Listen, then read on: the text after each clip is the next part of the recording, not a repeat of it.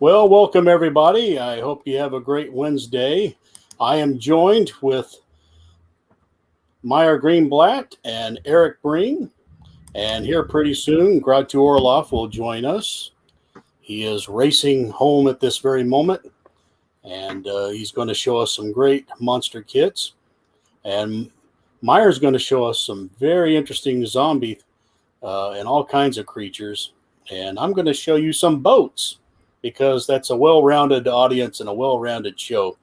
This is Ed Sullivan's Variety. But I will be showing some great bronze horror comics from the 1970s, Unexpected, and so that's the title of our episode. And gentlemen, thank you for joining me. I trust everything's going well, and you're staying safe, no storms or cicadas or anything like that attacking. There's a lot of crazy times going on in the world. There's protests in Cuba, and we could talk about all kinds of crazy things, but we'll start with Eric. How are things in the great state of Kentucky? Pretty good. No, I said not raining for the first time in seems like forever. God, I said, really, have I gotten that boring that I'm talking about the weather 2 minutes in? And I asked. And of course, we know the weather is probably nice and cool where Meyer is. I just saw an unboxing video of his today, and he had long sleeves on. He's getting some nice breeze there in the Bay Area, I believe. It's about 65. Yeah. Oh, we'd kill for that where I'm at. So, well, we are always on the lookout for some great pop culture books, items, mostly comic books. And don't forget, as always, our sponsor is Beetle Bailey number 6, the Great Combat issue. And we have a new sponsor tonight. If I can find it, it's Thrilling number 61. So be sure to go mortgage your house and get as many copies as you can of this great classic before they are all out.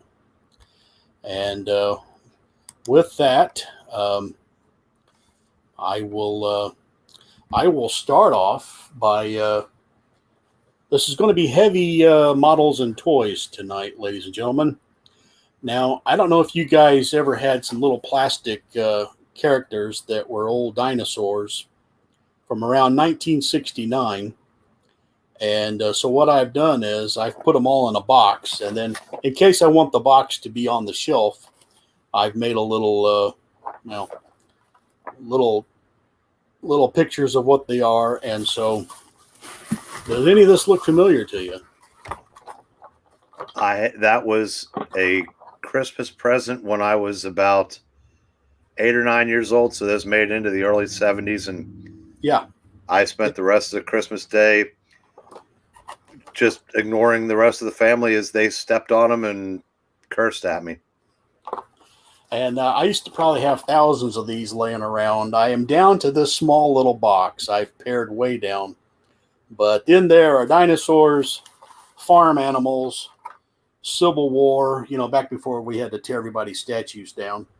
And lots of Indians. And that's probably going to be real blurry. But there's Jefferson Davis. You're not allowed to see him these days. But so anyway, if you just want to put them in a little box, that's what I recommend. So I've got to ask, how did you? I wasn't smart enough to keep mine. I'm sure at one point I thought that's just kid stuff. How did you?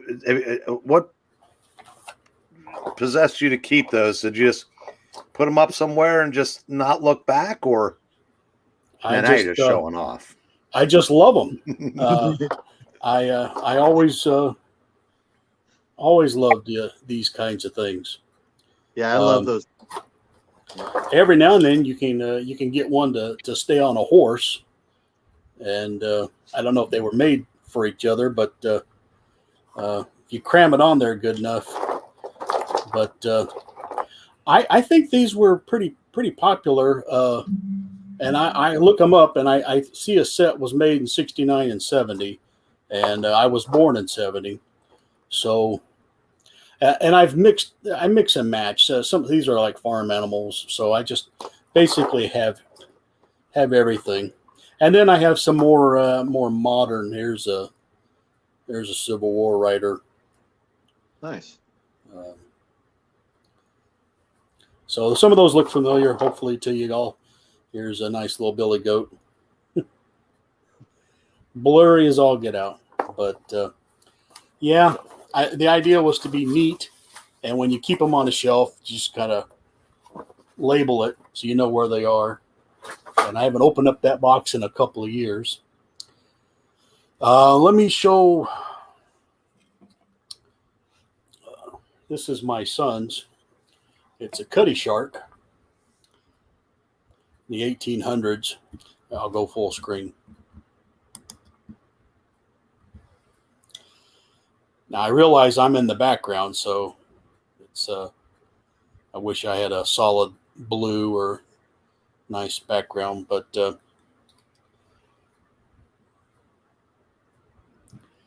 some of the rigging hopefully will focus in.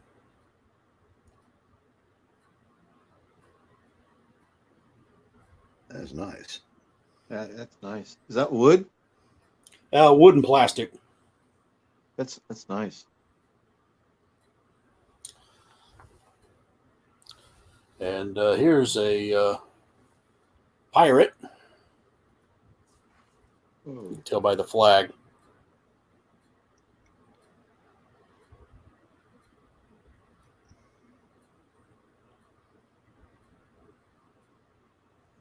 Very nice. There's a couple of rowboats in there. And some barrels.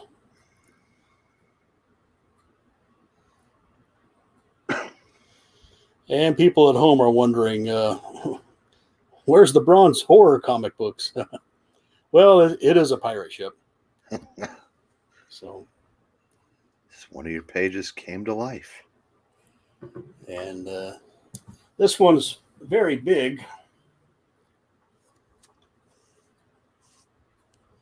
I'll back up.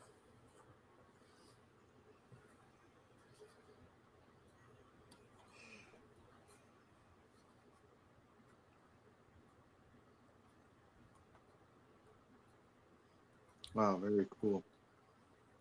And so the horror element is when King Kong will rise up to attack it.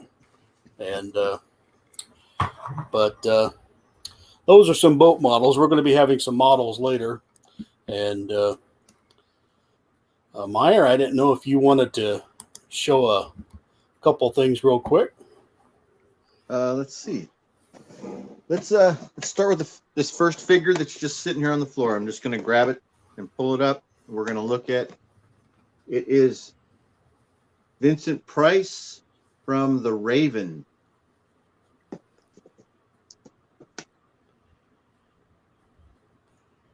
I didn't know such a thing existed.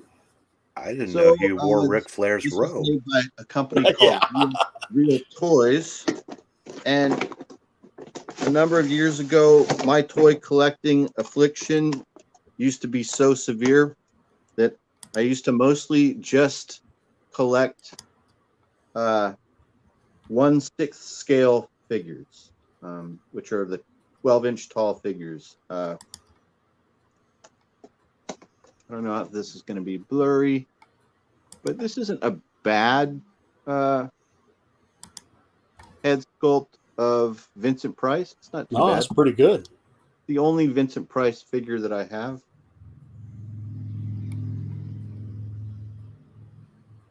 He came with this hat that makes him look like he's like a part of some sort of secret society. And then he came with the Raven itself. Oh, wow. Who quoth nevermore.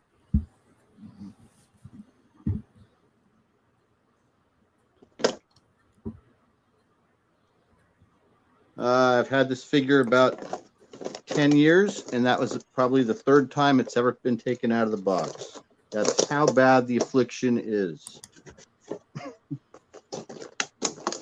So I would just buy figures of things or characters that I liked. So I picked this one up. This is a great one. It's the silver screen edition of Phantom of the Opera, Lon Chaney Sr. So a lot of part of collecting these figures, these toys, is the packaging. The packaging is part of it, because the packaging is just like definitely. How you're showing how you have organized and marked your box of plastic figures from your childhood. These line up like on a shelf or in a closet, and that's kind of the deal. That's very nice. And you got all this information in here about the film. And then this figure. This figure is outstanding. Let's pull this guy out.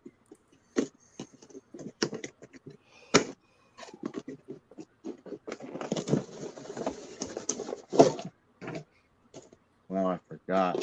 So he comes with a violin and a bow for the violin. Where's that bow? Look at that. Oh, he's very articulated too. Yeah, they're all completely articulated. Wow. So at the beginning of this, you remember like right around, I guess, 2000 when comic shops started carrying statues, and also they started carrying those 13-inch DC Direct superhero figures. You guys remember that time? I think so. During those early 2000s, I was thinking about collecting statues, but then once I discovered that there were companies making figures of this nice detail that could be posed and manipulated and used in all different functions, I decided to collect these instead of statues. Also, they're smaller, they take up less space. And once you have a number of display cases in your house, you can you rotate your figures, sometimes seasonally. I'll rotate them depending on the season. I'll pull different figures out, Halloween, Christmas, summertime, depends on what figures are coming out and being displayed. Yeah, he's perfect for Christmas. Yeah, he is. That's what I was thinking. So he comes with this perfectly scaled little bow that's also in silver, black and white fashion. The whole thing is monochromatic to try and give it this black and white look, which I think is really cool. Meyer, I couldn't tell. Did it have 4 strings? Yeah, it does, and they're all actually strung. Wow. Okay. All right. Yeah, I don't want you to break it. That's great. It's sturdy. All right. So yeah, that's probably a good start with some figures to look at, right? Definitely. You would have loved this convention that I used to go to called Wonderfest. It was held in Louisville, Kentucky. I don't know if it went anywhere else, but it was basically toys and models, and one room alone had a life-size replica of not life-size, but a very large Pit and the Pendulum. Oh, wow. Walked into one room one time, and there was a Enterprise that took up most of the room. Wow. And the number of kits like this that you could find at those shows. Yeah, Kevin McCarthy was the guest at one of them. I mistook him for one of the models because he didn't move. But he was getting up in years by then. But I said, based on the stuff you both have been showing off, you guys would have absolutely gotten a kick out of that. Kevin McCarthy of the Body Snatchers. Body Snatchers. Yeah, I think he's best known for, wasn't he the pitch man for Goodyear forever? I don't know about that. He was the bad guy for a Weird Al Yankovic movie called UHF. Oh yeah, I didn't remember him. I like He that was movie. he was the station manager of the rival station. All right. Yeah, great actor. Great actor. Yeah, he was so great in that film, especially those last scenes. Were frantic. Uh-oh. Oh, Meyer, we lost you for a second. Frantic there at the end, that towards the end and everything. Such a great film. Okay. We back? You blinked out, but now you're right back. I assume the movie you were talking about was Body Snatchers. Yeah. Okay. That sounds like a great convention, Eric. I haven't heard of that before. That sounds great. I don't know if they still do it. One of the other, they had several bootleg booths where they sold. I mean, this is how long ago this was. It was there transitioning from VHS to DVD bootlegs, and then some idiot got the bright idea to bring stuff that hadn't come out yet, and the FBI swooped in and just took everybody out. Oh, because boy. because most of them had stuff that were never available commercially, so it was all, just obscure horror movies. I remember one year I don't know if this ever made it out legit or not, like The Giant Behemoth and just things like that. And then some idiot brings like whatever the new blockbuster was going to be, and learned that the FBI doesn't differentiate between that obscure title from the 50s in the current blockbuster. You're all bootleggers. So everybody went bye-bye. And that kind of took my motivation to go to the show away. But yeah, I remember a guy that used to do exactly that at a convention that I used to go to for years, selling bootleg DVDs. An entire table full in Sacramento, like 4 times a year at the same convention. But I don't know when that all stopped, but he was making money. Oh, I'm sure they, it's like whack-a-mole. I'm sure they stopped him and then they popped up again somewhere else. But, I said, you got to be smarter than that. Because that, I'm sure that when it was just, out of print or never in prints, the FBI probably didn't care because there was nobody to bitch about it. Right. But yeah, I bought a Space Giants, like two discs that are like the complete, like all the episodes of, remember Space Giants, that old kaiju show? I don't know that I do. It was like a Taco type show with kaiju and like Ultraman type situation. Yeah, I gather that, but I'm just trying to place the name. Yeah. I guess good night, Rod. Yeah. Much to my regret, you see behind me, I have a lot of autographs. Most of them I write them letters or I go to conventions. But I walked right by Kevin and didn't even think that I should stop and get his autograph. But I'm assuming he's still alive. McCarthy? Yeah. He died about 12 years ago. Yeah, I blew it. So yeah, I've never been an autograph collector. I guess that's the other thing I managed to avoid. But I used to go when I would go to comic conventions in the 80s. One year I can remember Murphy Anderson sitting at a table by himself, and I mean he might as well have had cobwebs growing on him, unfortunately. But at the time, I've never been into autographs even then, but I really wish I'd gone up to him and said, "Hey, I just want to let you know how much your work means to me." Because I was even in my early 20s, I'd read a ton of old DCs, and unfortunately, these guys aren't around anymore. And I said I really wished I'd approached a few of them. But I'll never forget his because he was literally sitting by himself, and it was just sad. Well, let me show a graphic, and it's going to be a little odd. This is my son wood burned. So this is a smooth wood with the little rough edge. And all these little boats we have, we'll both take turns. We'll sit on one side of the boat and we'll draw the boat. And then we'll see what the other was seeing from their vantage point. So he upped the game here. He decided to go buy a wood burning kit, and he etched that. It's beyond me. I'd love to say that he's inheriting some of my talents, but he's far surpassing me now. But I get a kick out of that for graphics' sake. Well, let me show some of our comic book fans some unexpected.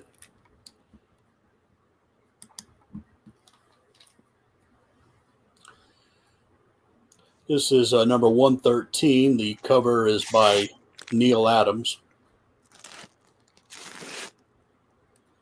And so this is supposed to be a skull if you look at it just right.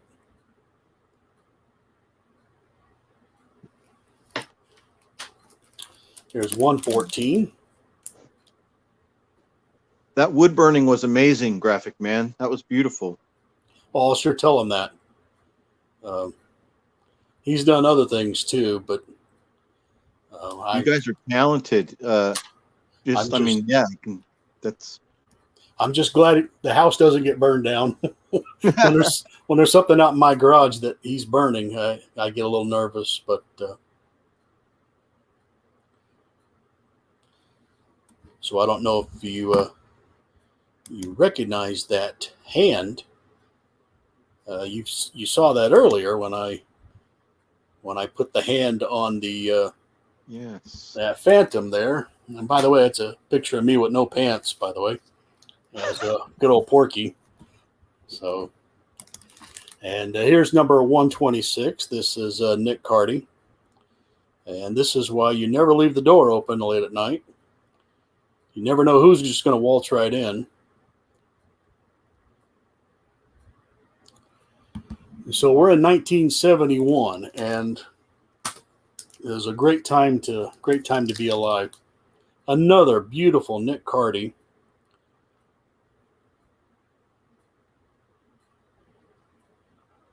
Very nice.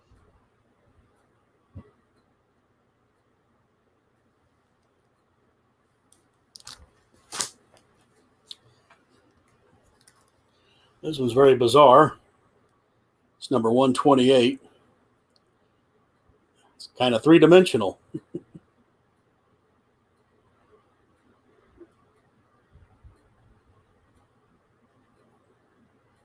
These are great. These would just remind me of 7-Eleven spinner racks. This is the type of stuff that always seemed to be there. It's 129.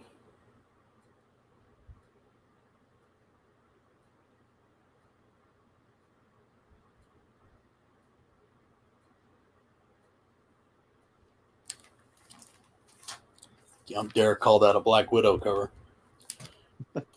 This one has a little bit of writing on the cover, but fortunately, they left the figures alone. Wow, I like that couple on the left there. Yeah, that was back in the days when people would come over and visit, you know. Now we all hide from the doorbell.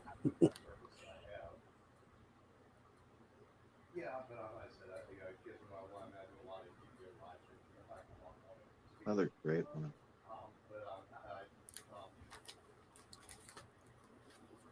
Yeah, I love the little guy up in the corner there. Babysitting, you can tell something's wrong with the baby.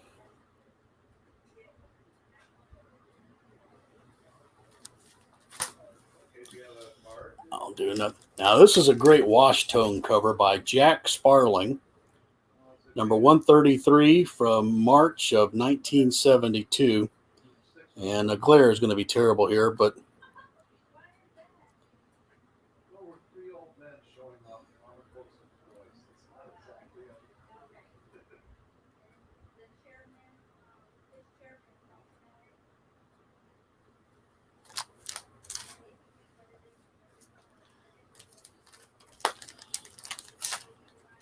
if you like Morticia, this woman's beautiful.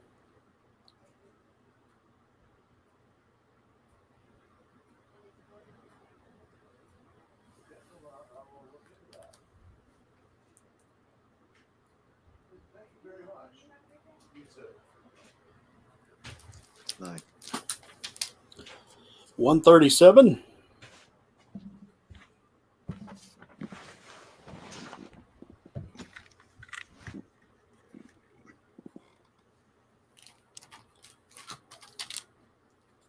Out of order, 136. Here we go.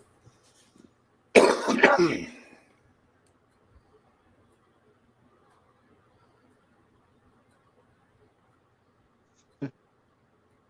gator just climbed right in the slider. He came in. She just left the window wide open in Florida. You shouldn't do that. 135. This is by Nick Cardy. He's hiding from mom, and I'm afraid he's never going to be seen again. That is a great cover, man. There's a lot of depth to that cover. I think that what is in the treehouse is actually his schizoaffective disorder. Oh, okay. You know what I'm saying? Sure. See, when he goes up in the treehouse, that's when he wants to murder everybody. And he becomes okay. Right? Yeah, he's running from his responsibilities. His mom obviously wants him to do something. And so he feels guilty about it. Yeah, we'd be great. Here's a voodoo cover.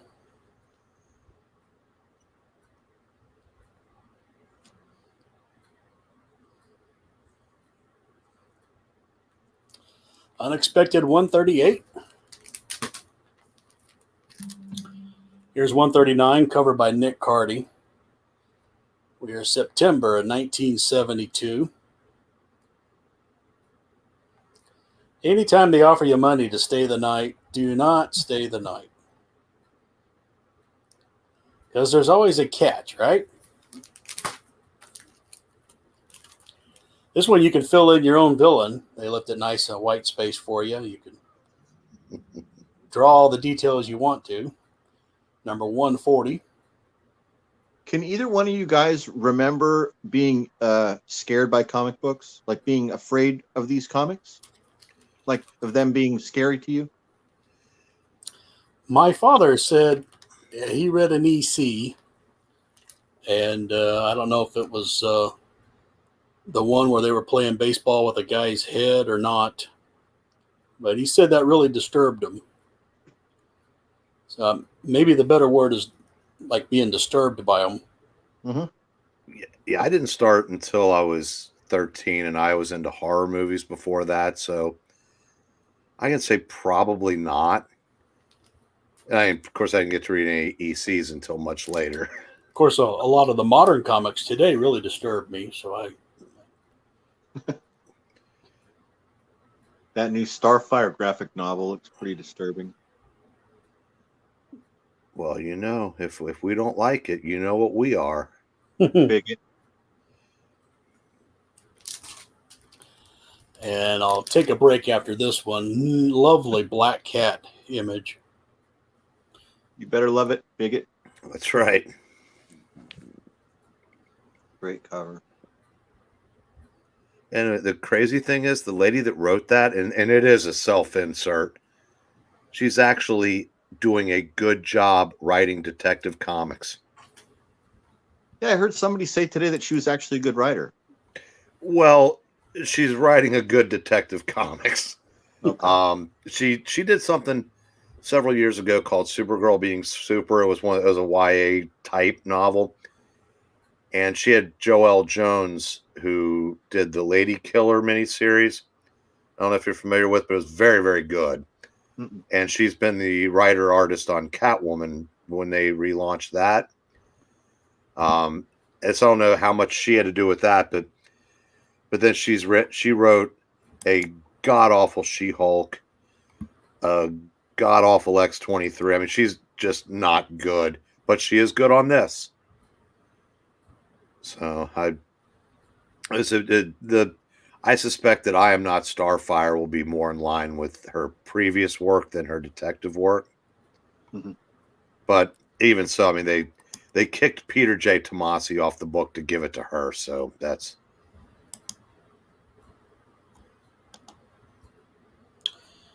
Hello to everybody in chat. Hey, everybody. Thanks for watching. Yeah, I let a few get by here. And Gold Key, no, I don't have the one. I think I can't place the one in my mind of which one you're talking about. Monster at the Newsstand. That's fine. I like Lead Paints. The comment you just highlighted. This one, or where he goes, I still go to the LCS every week, but I don't buy new books. I work at a comic shop, and some weeks, some Wednesdays, I don't even get to that wall. Yeah. If there isn't like a back issue or a Creeps coming out, I don't even pay attention. Yeah. Yeah, I mean, I'm sure I would be the same way. I don't go to the LCS at all anymore, and even when I did go to the LCS, which was maybe 6 or 7 years ago, and there's like 3 of them in my area, and over the years, I just stopped looking at any of the new stuff. Period, and it really started to. I could smell the S when this particular proprietor of this particular shop that I used to like, because he did have good back issues, when he was saying to me, he was saying, hey, you should check out the new Iron Man. And I was like, what the fuck? What are you trying to do, man? Like, so I was like, what are you trying to do? Are you joking? What year was this? Right? It's a little girl. It's not Iron Man anymore. Okay. It's not the same. Yeah, this was about 2009. No, later. It was about 2015. Yeah, it was like about a year before Bendis went over to destroy DC. It was right about there, and so it's kind of weird because I mean, it used to be this thing where even if you weren't a monthly reader, which I've been at that point during different periods during my adult life where I wasn't, before the collapse. So maybe I missed a year in 1989 to 1993 or something. I missed, or maybe 97 to 99 I missed, right? So it would feel like you could still jump every 3 months. You could jump back and see, let's see who's writing Spider-Man now, who's drawing Spider-Man, what's happening. That all went out the window. It like completely, the whole the soap opera aspect to the whole thing. There was no use in any of us looking to find out what was going on in any of the books because they were all over. They were done. The books had ended. They're over. And Meyer, Lead Paint's going to answer your question in a roundabout way here. Oh, I don't remember that one. Wow. That's pretty good. Maybe a creepy story. Unexpected 220. Well, I don't think I have it, but I'll go through my stack here soon. So what I'm saying is the characters they're not the same characters anymore. No. So in order to get those characters, you have to read back issues, and I'm more than happy to read back issues. Yeah, I will say that I hung around longer than I know both of you. I thought both companies were doing real good work in the second half of the first decade of this century. Yeah, I wasn't there, so I don't know. I didn't read it. Yeah, I mean it wasn't the same as from when I was younger, but it was the stories they came up with, because Marvel had a 5-year plan, and now they don't have a 5-minute plan. And they stuck to it, and some of the characters were not the way I would have liked them to be, and they completely destroyed Spider-Man, but that's another story. But in DC was doing great work across the board, except for Superman. They were destroying Superman. But DC as recent as a couple years ago. Maybe the best Superman story I ever read came out in 2017 or 2018. No, I'm sorry. Yeah, 2017, I think. So I mean, they were out there. I mean, Clark, Lois, and their son go on a patriotic vacation, and it's very factually accurate, and it's very well done and legitimate patriotic. I knew it was a good story because the comic book press crushed it, said it was horrible. And they were propping up America Chavez because one week they gave one of those issues a 9 in the Superman a 3.5 and said it was jingoistic, xenophobic, nationalistic, all the just bullshit that is the reason why there's 3X new comic book readers on this stream. Soon to be 4. Because I know I know Grottu has even less use for it than I do. Yeah, he's not jumped in the bottom here yet, so I'm pretty sure he's home. I'll show a few more unexpected. We'll get, what was the number, 220 he wanted me to find? 230, 220. This is 146.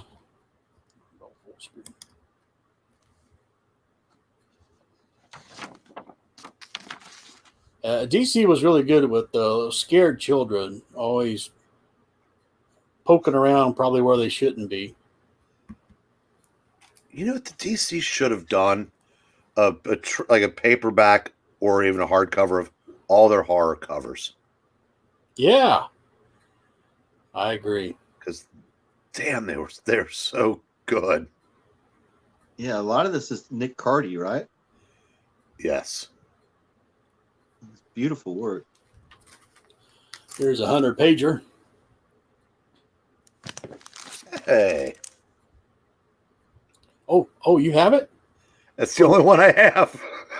That's the only one I have within reach. Number 157.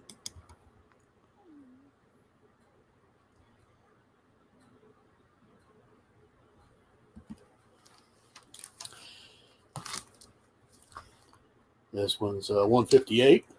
Remember the little boy going up into the treehouse earlier?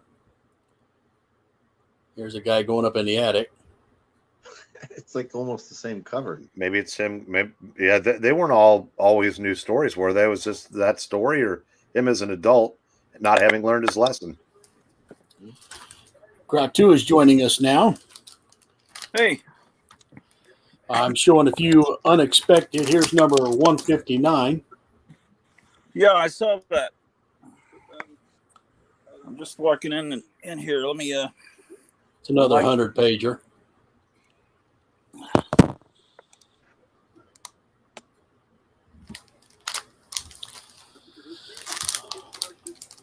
Shit. Oh, that's great. Yeah, they had all these magazines, future fantasy. I mean, they were all over the newsstand after Star Wars came out. It was just nothing but. Grottu is talking to us. No, I'm not. Okay. I was editing the damn live stream. Oh, I see what you're doing. Yeah, That was yeah, me your other live stream. talking to you about something or other. Here's 164.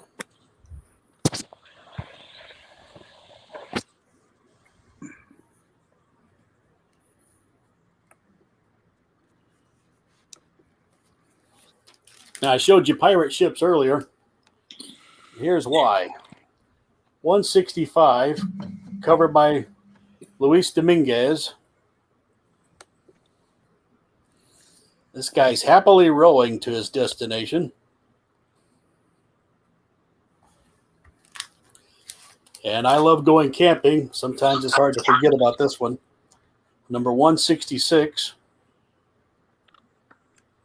That's great. That's really good. I used to have a Brady Bunch lunchbox that was similar to this, except Oh, really? It was just Peter on the outside of the tent pretending to be a bear. Oh. And I've still got a sizable stack. So, Grottu, you getting situated? Yeah. So you guys have been. When I first tuned in, you guys were talking about, I guess, like sinister cinema and something weird. The kind of half. Is that what you guys were talking about? Well, we were talking about bootleg movies from a convention I used to go to. Oh, convention. That might have been what you.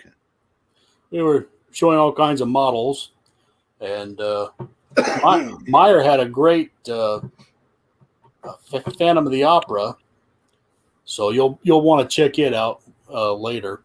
Cool. He might still have it nearby. Oh yeah. And what am I? Oh, sure. So are we talking about monsters in the 70s or just monsters in general? Well, I started off with basic toys and just some bronze DC comics, but it doesn't have to be DC. And we're just having some fun showing models. And you missed my King Kong. Oh, that's great. I was first introduced to comics through this monster boom of, I guess, around 69, 70. The comics code came in 55 and forbid vampires, the undead, zombies, werewolves, any kind of monster was forbidden unless it was done in a literary sense, like Classics Illustrated could maybe do Frankenstein, but or I guess like, you know, Jerry Lewis, Bob Hope could have monsters, but you couldn't have actual monsters in comics until they relaxed the standards, I guess, right around that time. And then there was just an explosion because both companies, Marvel and DC, were trying to put out more titles to, you know, flood the other guy off the rack. So they started, well, Marvel started reprinting a lot of horror stuff from the 50s that was tamer. And then they put out all the monsters that they were forbidden to put out, except I think the zombie thing was still a little iffy. So they kept the zombie to a magazine. They couldn't use the word zombie until late in the 70s. That's why when they brought Wonder Man back and they had your brother Voodoo, they called them Zoombies. Yeah. And there was something weird about not using Satan. That was like satanish or something like that. Yeah, even though they could call the character son of Satan, right? They did. They added ish to the end, and you know, and right before they relaxed the code, you know, Marvel was testing the waters because that's what they had to make Morbius a science-based vampire and not a traditional. Yeah, and they did that with almost all their monsters. It was Morbius, the living vampire, the living Colossus, the living mummy. Yeah, they wanted to make sure that no, it's not undead, it's living. See, it says so in the title, and that's what I gather. I mean, I don't know this for sure, but it sure seems like I think when he did Morbius, I don't think they were allowed to do it yet. But when the other ones, I think they must have done some kind of focus group and realized that word in the title helped sales. Because by that time you could do that because he had Tomb of Dracula was going full strength by then, and Frankenstein monster. Fired the opening volley by getting the drug issues of Spider-Man through, and then I guess that embarrassed them enough that they just they relaxed the monster stuff. I don't know exactly how that happened. But anyway, there are all these. So I was reading Harvey monster stuff, and then I was reading the DC, and unexpected was DC had all these original titles. It seemed like Marvel mostly had reprint material, except for the titles that were concentrated on a particular monster. Yeah, DC was more the anthology company, and Marvel was more the specific title. And I think Joe Orlando was running that wing, and he was an old EC guy. So you had House of Mystery with Kane, and then House of Secrets with Abel, and then you had the Witching Hour, which was basically the three witches of the three fates, from the Norn queens, or I don't know. In mythology, there's always the young maiden and the hag, and I don't know how it works, but so that they were the host of the Witching Hour, and then you had the Unexpected, where it's just kind of some specter is the host. You go ahead and talk, Grottu, about, since you said Witching Hour, I'm going to show you this thanks. one. And then the young witch was like this real cool blonde mod witch with kind of her hair cut down in pointed bangs, and then they had Ghosts, which didn't have a host, but it had skeletons on every cover, so I love that. Now, I know you're supposed to realize that this wife wants to kill the husband, and so she's made a voodoo doll. But the comic collector in me just can't help but notice that, wow, wouldn't that be cool to have a little doll that looks just like you? So some guys these days are actually getting that done with, what do you call it, those 3D printers? Oh, well, they're taking pictures of themselves. And you mentioned the Cain and Abel characters. I showed this one earlier while you weren't there. It's always worth looking at again. But right, you see that creepy the ghoulish dude. He's the logo. Right. By issue 167, we've gone to this guy. Oh, okay. I don't really remember. What era are we at now about the bicycle? Now, this is 1975. This cover's by Louis Dominguez. Yeah, I don't remember that guy. I remember the earlier guy. And then the Weird War, of course, had Death as their, So this must be like Death's cousin or something. And so for all the little girls out there, anytime some boy says, hey, come away with me, nothing good's going to happen, little girl. Nothing good's going to happen. So that's about 5 or 6 horror titles. I think 6. And then they'd also do, because Dark Shadows was popular, they tried to do gothic horror with, I think it was Secrets of Sinister House. And Dark Mansion of something. Yeah, I'm going to show some of those. There was one that was aimed more at girls, and it had, as I recall, if you remember, the Dark Shadows paperbacks had kind of an oval shape, like a picture frame, and that DC comic mimicked the Dark Shadows paperbacks. Whatever. And House of Secrets did that for one book. It has a woman wearing a bathrobe or something on the cover. Yeah, and it's always some woman, with rocks behind her in a big old house. It's trying to get that crowd. See, this dog is real happy to see them. As you can see, he hasn't had anything to eat for a while. So, oh, good. A couple more people have showed up. That's great. Hey, Maranya. Here's, if you want a skull cover. Yeah, I love skull covers. And so I was into the horror stuff, and it wasn't until the Marvel Treasury edition #2 with the Fantastic Four was bought. I guess I asked for it to be bought for me, and then I read that and discovered how amazing that was. So I started seeking out Marvel superheroes. And this is a great wash tone. Yeah.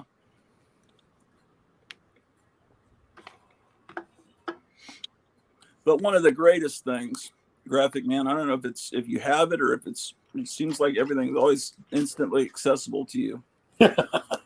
But there was a great comic from Archie. They did a horror anthology comic that was really messed up because it was drawn in the Archie house style, but it had people melting and eyes coming out and people, praying to Satan and pentagrams, but it just looked like Archie and his gang. And no, I don't have it. It was Sabrina's chilling It was. But you've got something similar to that. You've shown it a couple of times. I've shown it. It's what I'm talking about. Oh, okay. First two issues were done in the Archie style, and then they realized, oh, well, this is kind of disturbing. So they got Gray Morrow to come in and do a really cool, and they had really cool covers. I mean, the Archie looking ones are cool because they're weird. Yes. And then the ones when Gray Morrow took over, of course, he's a master at this. So. Is that Chilling Adventures in Sorcery? That's what it's called, yeah. Getting mixed up with Chilling, Thrilling Sounds of the Haunted House, the record. Well, there's also one of the new Sabrina titles is something with chilling in the title too. Right, yeah. So, I hope somebody is thinking to themselves, watching, hey, I should go get Unexpected.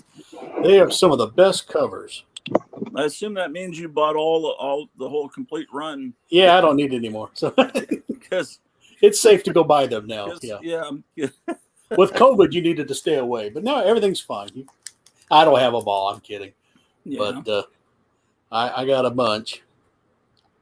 Yeah. What do you think it is that makes this one stand out from the other ones? Well, first of all, the title is great. I mean, you talk about a loaded word. Yeah. I remember this cover.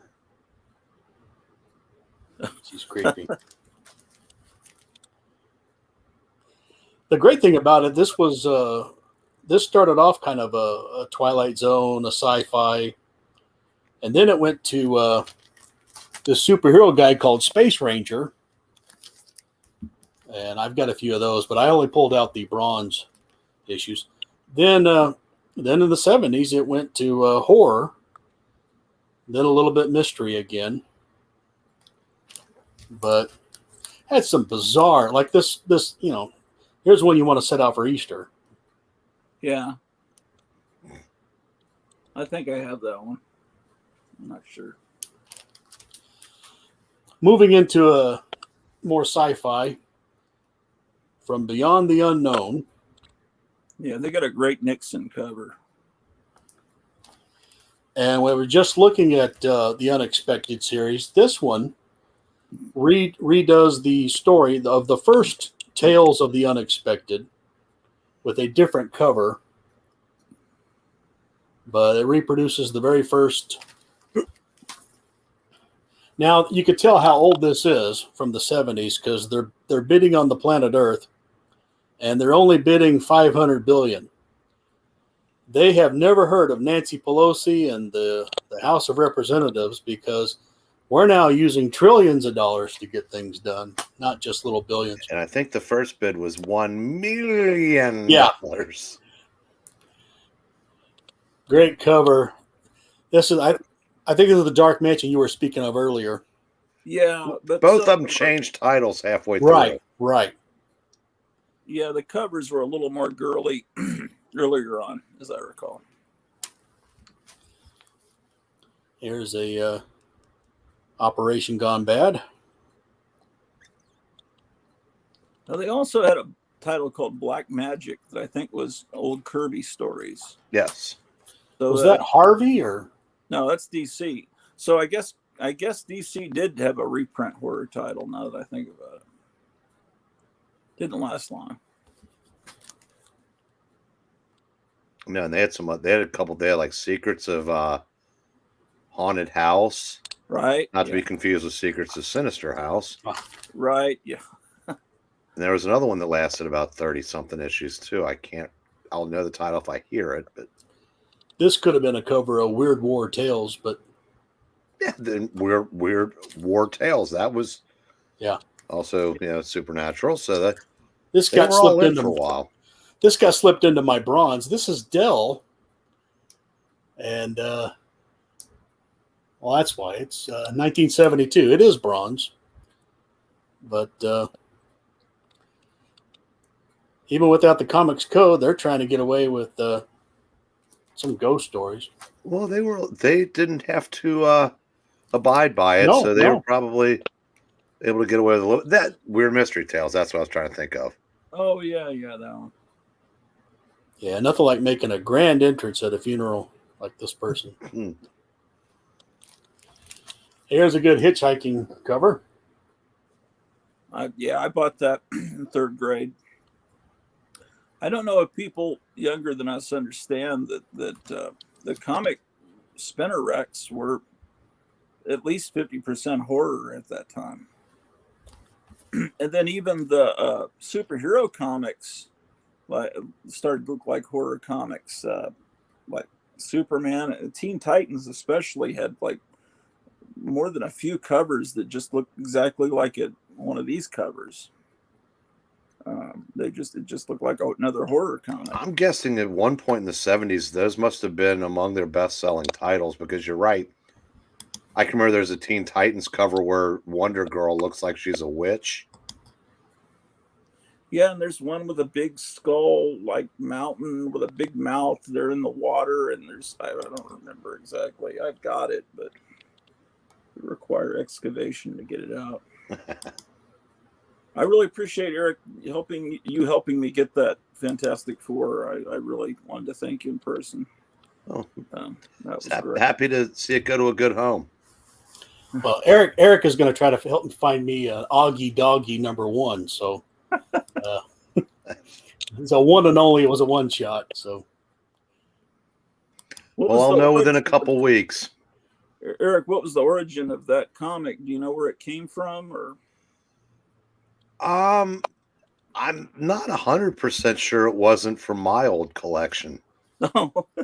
The time kind of, depending on how long it took the old owner to get that stuff out there. I don't think it is, but what surprised me is how hungry people are for any Marvel comics, and that lasted 6 years. Really? Yeah, because we, with books past a certain dollar amount, we'll do a scan and put it on a piece of cardboard or a backing board and put it in the bins with the rest of the stuff. And sometimes those get glossed over, but every show that he did for 4 or 5 years, those were in their boxes. So why that was still there, I don't know.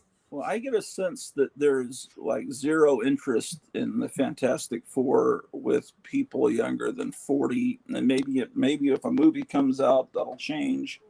But I just maybe just because it's been a terrible comic for so long, or hasn't existed because Marvel shut it down because they were pissed that they weren't controlling the movie. No doubt about that. But the Galactus trilogy will always sell. The early issues, obviously, but that annual, that's 1963. I can't believe that was still there. Yeah, it's the summer before Kennedy was killed. I'm a huge annual fan myself. That old collection I always reference, I had every annual except for I think the first Millie. I can't remember what YouTuber I was watching. You directed me to him. Did a couple of videos of just the early 60s annuals. Oh, that was the after AF. You know him. After comics, isn't it? Yeah. That guy's amazing. If those, I don't know if those are all his or if he does them for somebody, but I've never seen the condition on some of the stuff that I saw in those videos. Well, he's. Oh, well, he's a few years older than me. Yeah. More than a few, maybe 7, 8 years older, because he was buying these comics in the 60s, and he's amazing. He tells stories and shows his comics, and he's got an amazing room. You go back and watch a tour of his collection. It's really cool. And the thing about him, I don't know if you noticed that he sounds exactly like Adam West. So he must be from the same part of the country or something. But to have bought this new, I said I was born in 62, so he would have to be about 10 years older than me to have been, or about at least 7 or 8 years older than to have been old enough. Like that Millie, the first Strange Tales I think was 62, and then the one with Spider-Man and the Torch on the cover was 63. And I think there was a Millie in 62 also. But if he bought those new, he'd have to be pushing 70. or well into his 60s. Well, I don't know that he bought that new, but I know that I think one of his first comics was a Silver Age Fantastic Four. So I'm thinking he might be maybe born around 1960 or something. I don't know. I'm sure he tells. I mean, he tells these stories where you can. He basically tells when he graduated and everything. I just don't really recall. But those are gorgeous. I mean, Grottu, do you have any models to show us? Oh, sure. Yeah, I take you around. Yeah. Let's see. So,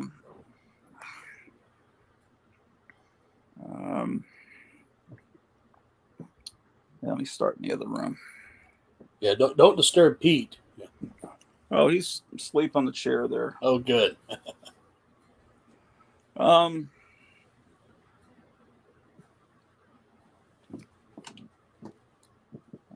Okay. Well, I'll just try to. It's weird to be. Okay, because I've got the camera pointed at me, so it's hard to know what I'm pointing at. There's Oscar. You got a little coffin. There's Robot. Yeah, let's see. Okay, so this is kind of awkward. Oh boy. It's like you had a Frankenstein in a box way back there. Yeah, well, that's an empty box from my childhood model kit, which I still have.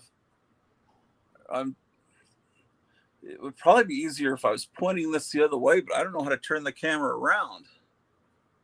Well, it looked good for a second. Yeah.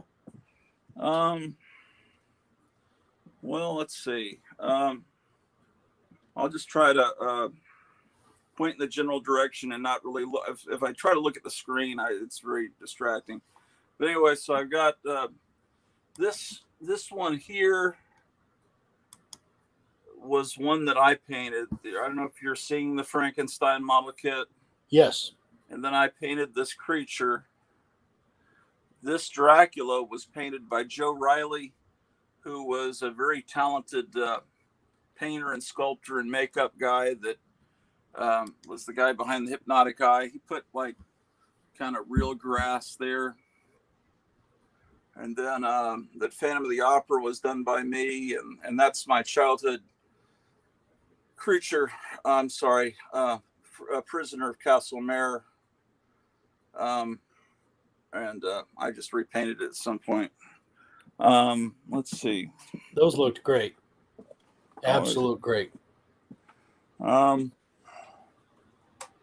Let's see. Really need to dust some Frankenstein things, some puppets and some Barbies.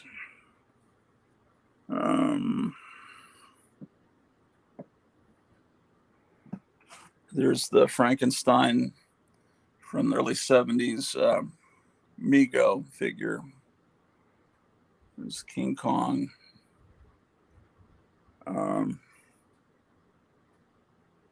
Okay. Hey, tell you what, can you go back to that corner when you're done showing us that? I want to see that Batmobile you have. The Batmobile on the other side. Yeah, I can. Yeah. Let me move. What the hell is that? Oh, I can't even see in here. Yeah, let me move some stuff here.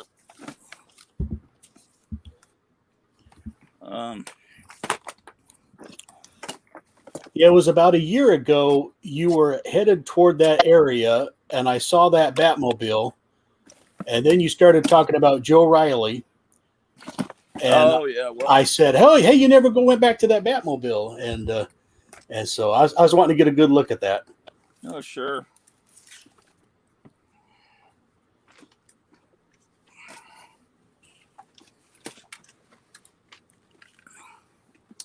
Okay. Which Batmobile are you talking about? Well, any of them. Oh, you got a riffraff from Underdog. That is awesome. Oh yeah. Well, this is my childhood. And Simon Barsuster. Yeah, Simon. And then this good. is the model kit from the 60s. And I need to dust. This is a kit. And or no, that one came built. This one was kind of a kit. Oh shit! Wonder Woman's falling over in the heat. God damn it! Let's watch my. I'm sorry about my language.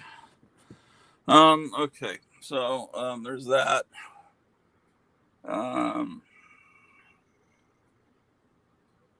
really have no idea what I'm showing. Oh, there's Superboy and that dragon. I love that one. Little crypto. Right. Hey, there's your King Kong. Yeah, I've got a couple of them. There's the Mark of the Vampire Luna, Carol Borland. It's my childhood talking G.I. Joe. Do you have the Captain America or just the box? I just have the box, and I think that's a fake box, as I recall. Okay. This box for the Hunchback I found in trash that was being thrown out in front of someone's house. They had a bunch of seashells in it. There's the Purple People Eater. I don't know if you're seeing it or not. Yeah, we are. And those are just werewolves. Marx figures. And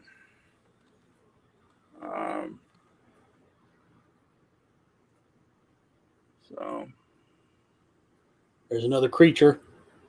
Yeah, that's a Marx figure that's painted. Yeah, I need to get in here and dust and reposition all this stuff. And,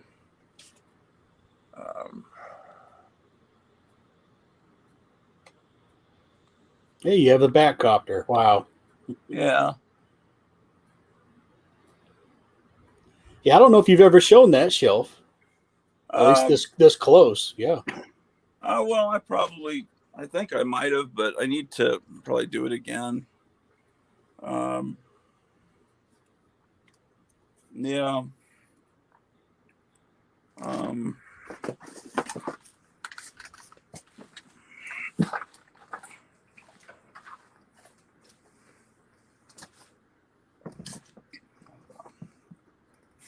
This thing's fallen. This is another mummy and Wolfman. I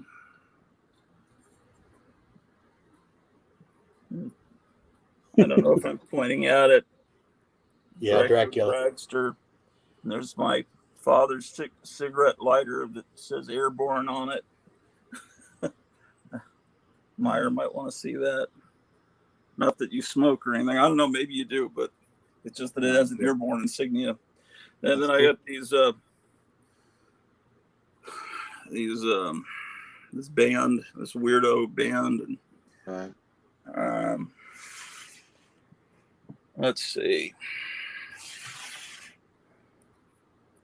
That's one of my mother's Hummels, and that alien was done by Joe Riley.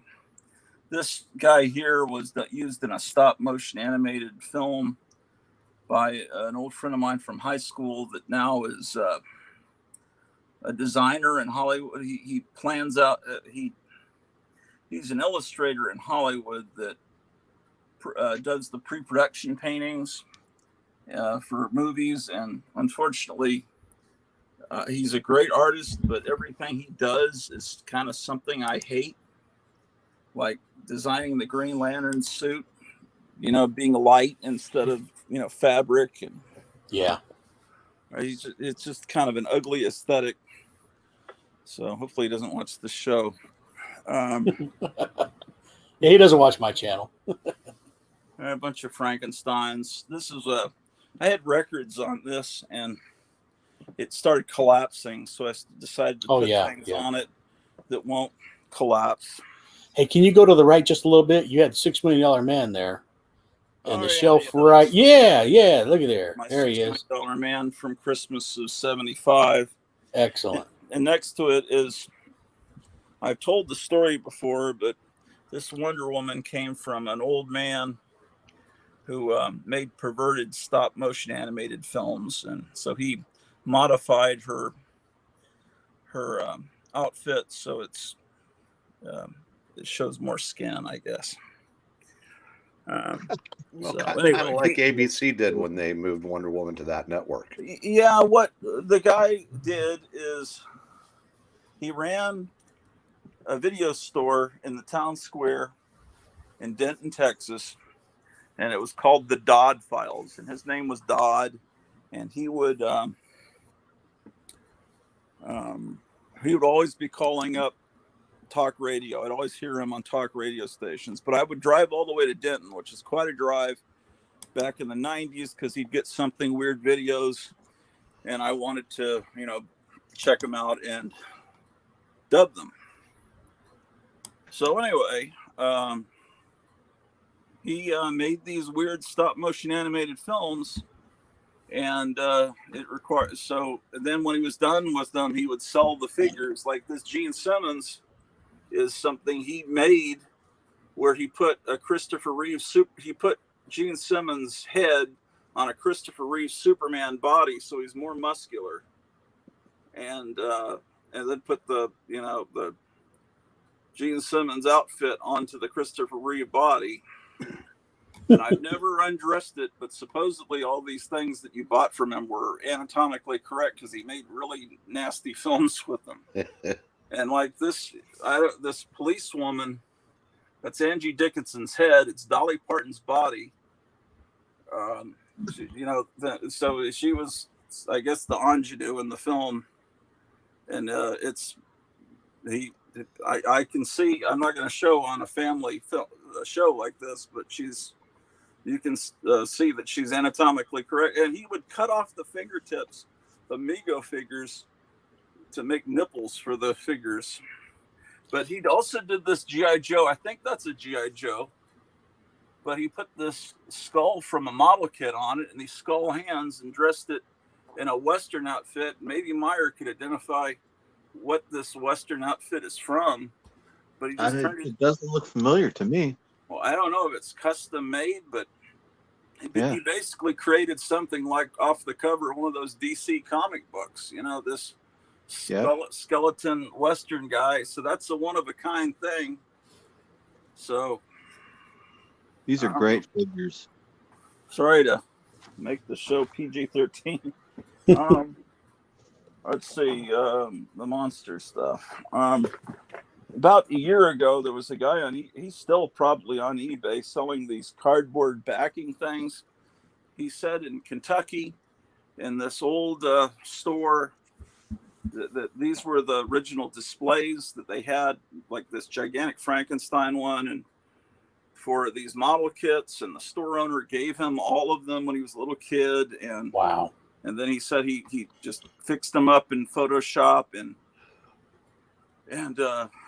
is selling them on eBay, but it took forever to get it. But I think it was because the mail was all messed up because of all the weird stuff going on, about this time last year.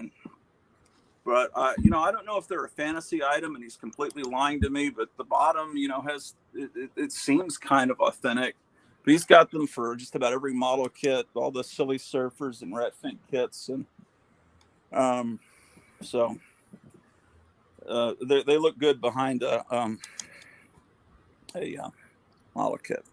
So just all kinds of stuff around, trying to avoid inappropriate images.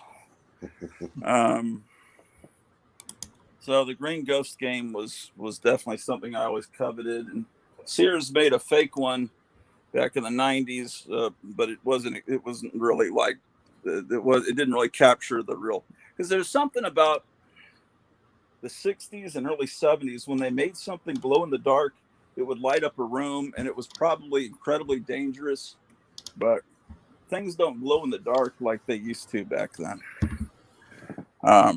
Like the old kooky spooky ghost puppets, and Well, Grottu, you come on in and take a break. I think we can let Meyer said he had some zombies. Oh, sure. I'll put him on real quick.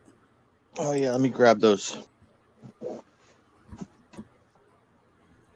Well, we'll look at Eric for a second. Hi, Eric. Let's How you not. doing? Let's go back and look at another one of Grottu's rooms. Those are amazing. I didn't know Meyer was going to jump out of the room Oh, he's gone. It's just for a second to go grab it. Okay. Well, let's see what else they got in here. That's a Naga.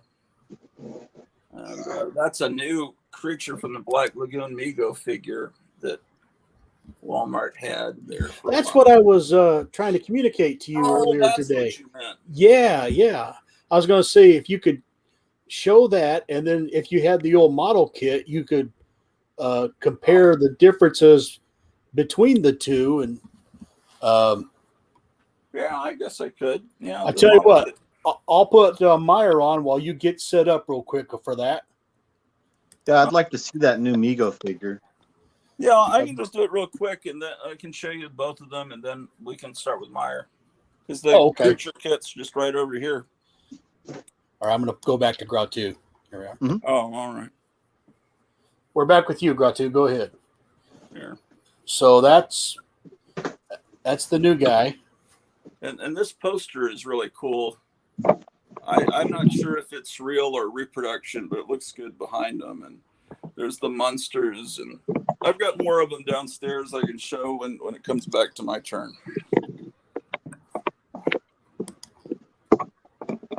Unless you still need to stall for time. Now, if you're ready, we're ready too. Okay. Oh, you ready for me? Sure, yeah. Oh, I'm sorry. Oh, I thought it was Meyer's turn. I was trying not to hog things. Well, let's see here. One thing, if anyone can identify this painting of Flash Gordon, it's signed F.E. Hamilton, October 68, and I think it must have been used on some fanzine. So if you ever see it in some, I don't know, Rocket Blast comic collector or something, let me know, because I don't know where it came from. I got it on eBay years ago. all right. Keep your eyes peeled. It's based on an Alex Raymond illustration. I've seen it, but let's see. There's the guillotine in the Addams Family house. And I don't know if you can see Gomez and Morticia there looking out. And there's Lurch up there at the top.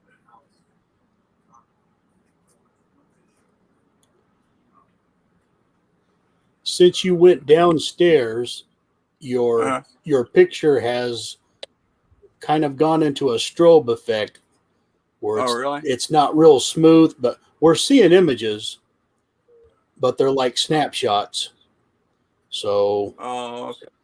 So move slower. This Godzilla, I get, yeah. There we go. Whoever built this Godzilla added a little zero to his hand that didn't come with the original kit. And that's my childhood hunchback that's been repainted a bunch of times. This one I got from a guy on eBay years ago, and he painted it exactly to look exactly like the painting on the box with the blue color, which is supposed to be blue lighting, but he just painted it that way, and it's cool with the blood and everything.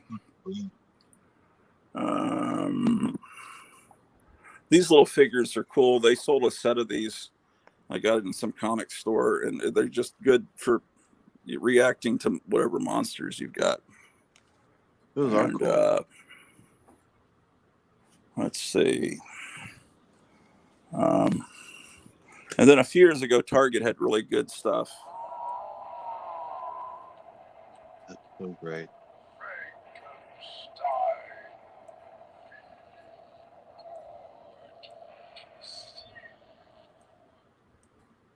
And then I was getting a lot of Spook Show posters for a while.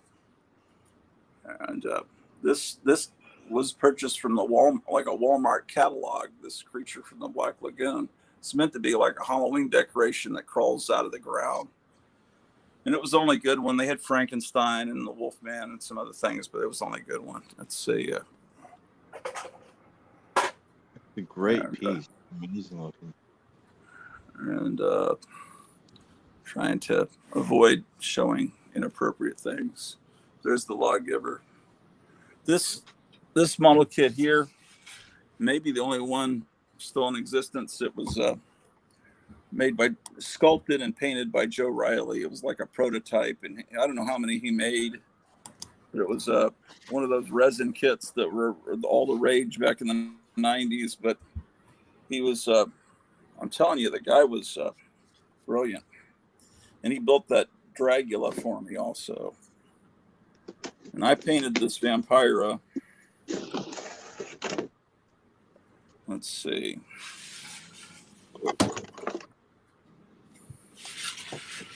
He painted this Elvira for me. And did he? No, he did this mummy as well. Yeah. See, there's such a difference in the way different people handle the paint job on the mummy. You can do all kinds of things with it. There's my Frankenstein. That wasn't an Amigo figure. I think it was put out by a company called AHI. They had more. I think they had the actual license to make them look like Universal characters. And Amigo had to make them kind of look a little off. I painted this double guy. Joe did this Elvira also. This Basil Wolverton, that's the way it came. He did the Stingray Corvette back there too. You can't really see it. He also painted this guy, and he actually painted the words on there. That's not a decal. I need to have these displayed better. He painted this one, and I painted that one. And he painted that. Fink a model? Huh? The green, is that green rat Fink a model? There's a figure. Yeah, that one there. This one, no, it's a toy that was sold back about 15 years ago or something. You can just buy that in Toys R Us. It's not a model kit. That's the 60s model kit, and that's just some toy that was actually for sale. So it should be very easily obtainable on eBay. I wouldn't think it would be too expensive. What do I know? Joe also painted that one. That's real good. And then I painted that one. That was not painted by Joe. I don't remember who did that. This Batman I bought painted.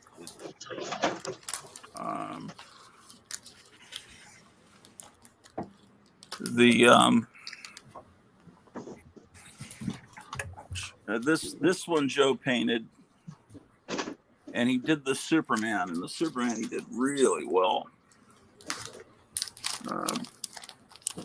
And that's my childhood Wolfman back there. That's why it's missing almost all of its fingers. So I just painted blood, like he's lost his fingers in some trap or something.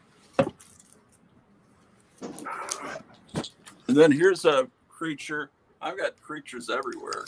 This creature I just got in an estate sale, so that's some kid's 60s paint job. And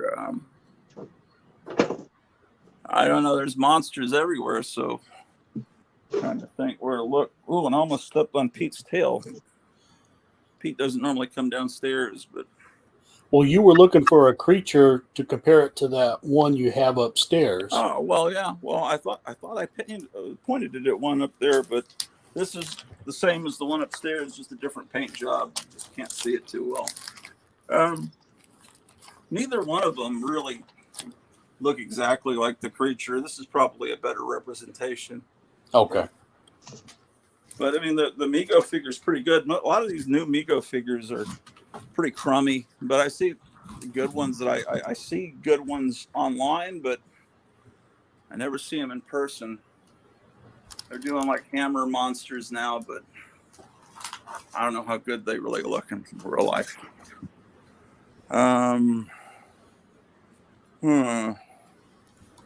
Oh, I could show stuff in the living room.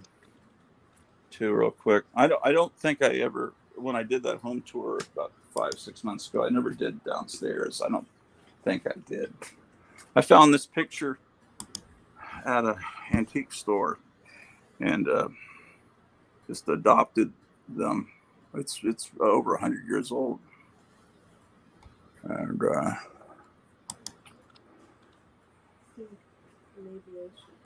no, I'm not pointing that way. So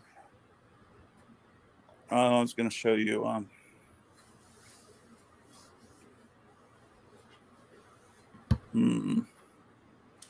There's another spook show poster.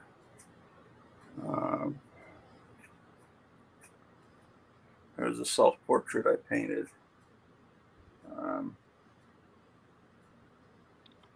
Let's see. I'll show you a couple of things that Job painted, and then I'll head back upstairs. He did this. This is done like he painted it just like an animator would. You could probably fool people into thinking it's real cell animation from the Groovy Ghoulies, but it's his. And he did this portrait of Vampira back in 1995, and I got to get the cobwebs off it. But yeah, he was really good. And then he did this portrait of Ed Wood over here for me on my birthday about that same time. But yeah, he passed away back in 2007. Yeah, that portrait of Ed Wood. And then these paintings are by X&O. This Frankenpop and this Fred Flintstone, demented Fred Flintstone being fed by this vampira-looking girl. Oh, there's a light here actually. Sorry. There we go. So. Yeah, we could barely see Fred Flintstone. Yeah, I got to get some better lighting. I don't want to turn all the lights on because my wife has a migraine. I love that one. So it's kind of like torture to her right now. Sure. Okay. She said she's okay, but anyway, just I kind of made a science fiction shelf here. Oh, look at that Flash Gordon! Wow. Yeah, I don't think there are many. It seems like the box said there weren't many made of it. But I have trouble with these statues. They always break and lose fingers, and so they're very discouraging. Or you pre-order them and then they don't look anything like, what they claimed it was going to look like once they actually get the slave labor to paint them. In China, they don't look like they did in the previous catalog. I discovered that years ago. Well, they're busy harvesting organs, so. Yeah. So, I don't know. I got, it's embarrassing, but I've got Funko Pops, but I'll get Funko Pops when they're cool. So, Universal Monsters, the original Addams Family, the Munsters, the Count, more Universal Monsters, and then, just Disney villainesses. I mean, Magica Dispel, I had to get that, and then the 66 Batman, and Top Cat, and Marvel Girl, and I mean, that's just, and then these are Garbage Pail Kids, so that's not as embarrassing as buying Funko Pops, I guess. But, and this is some kind of farting robot that they were trying to sell at Walmart about a year or two ago. I don't remember how it works, but it makes farting noises. Oh. Well, it used to. I think you've got to pull its finger or something. But it doesn't fart anymore. We'll take your word for it. Yeah. So,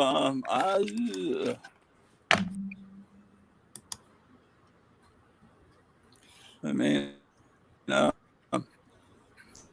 there's Grottu, but you're crashing.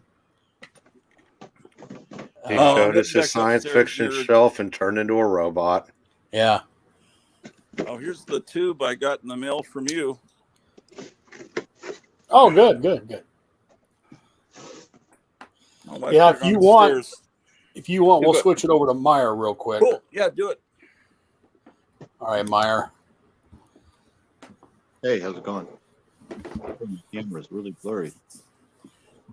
There it is. All right. All right, so I've surrounded myself with stuff, so I don't have to get up or pull anything out of boxes. So the first thing I grabbed is this. Oh, that's great. Well, that's nicer than my King Kong. This is this, and he's big too. I mean, so this big. I guess he's kind of a vinyl bank that I found at Goodwill a long time ago, and he's a great piece. Reminds me of the 1970s, right? And then this is something new. Maybe came out about 8 or 10 years ago. I can't remember. This is a really nice vinyl Frankenstein. Yeah. Is about 18 inches tall. Got a little bit of articulation here. His hands move. So you can put them like this to put, like, set them, and you can put your keys in there, I guess, if you want to. Make him full. But I like this piece a lot.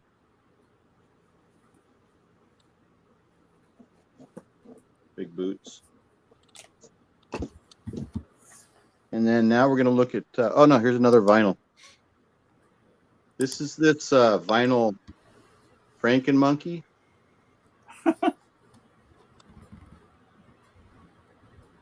Pretty cool. And then his head opens up. And he's got a soft, squishy brain. Wow. Still wrapped in the plastic. Pretty cool. That's the Franken monkey. Now let's look at my dolls. This is Lon Chaney Jr. as Frankenstein from The Ghost of Frankenstein.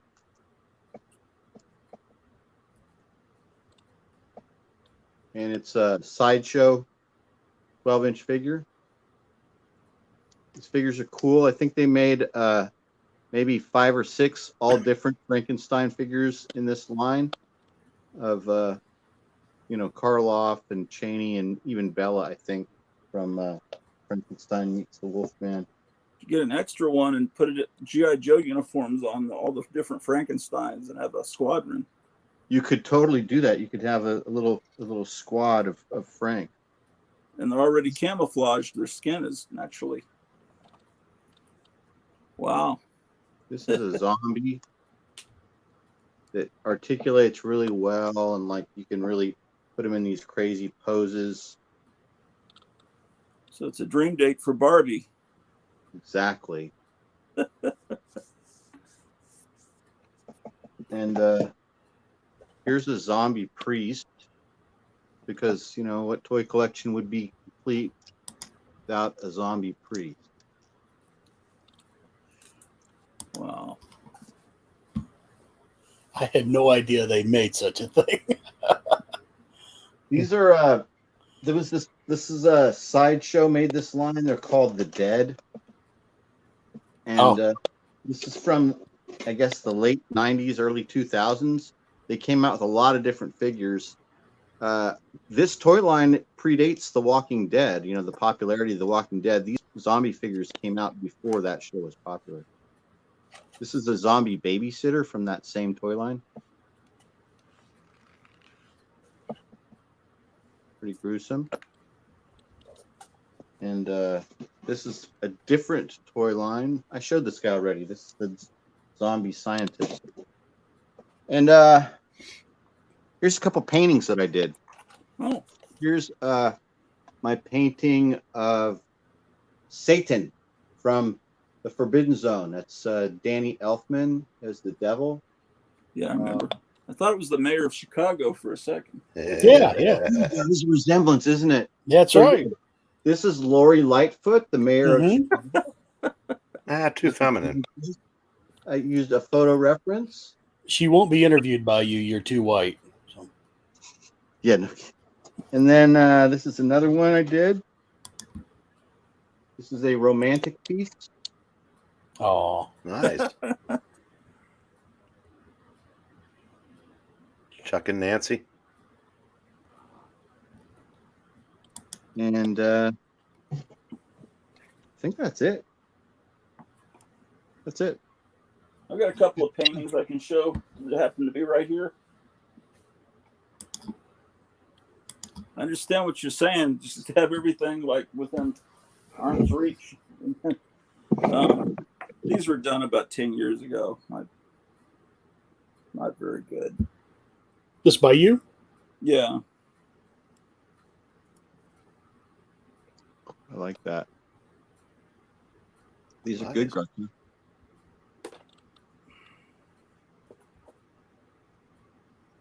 That's awesome. What is that? What was that? The space vampire? Who's like Blood of the Vampire, I think is what it was called. Yeah. And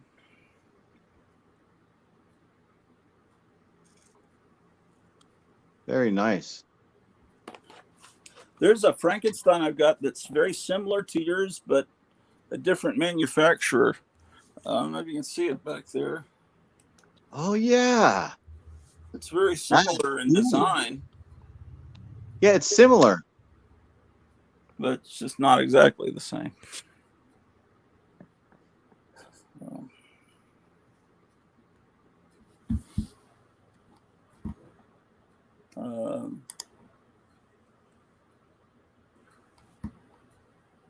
I don't know if you were watching the other night when I showed Hugo off. Were you? I'm jealous of that Hugo because I had one as a kid and I lost mine. It's long gone, and I'm looking for one. I'll find one eventually. Yeah, that's great. You kept it. I can't imagine they're that rare because it seems like a lot of kids got it. They're out there. I'm just biding my time. I don't want to pay as much as, you know what I mean, top price. So I'm just waiting. Yeah. I don't know if I showed this earlier. Secrets of Haunted House. Oh wow.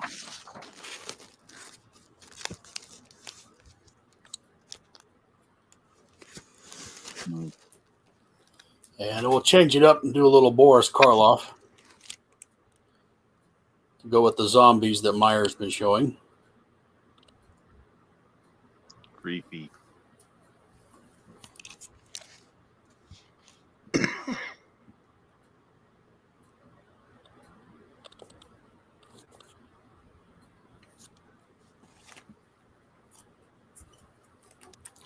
This is a white dragon. No interviews for you, buddy. That's right.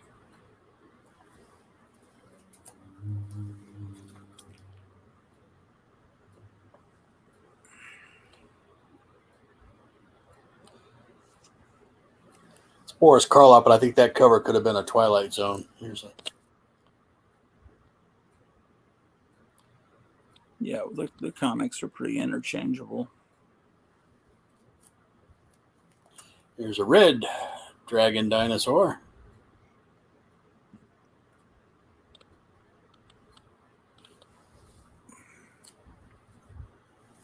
Another red dragon.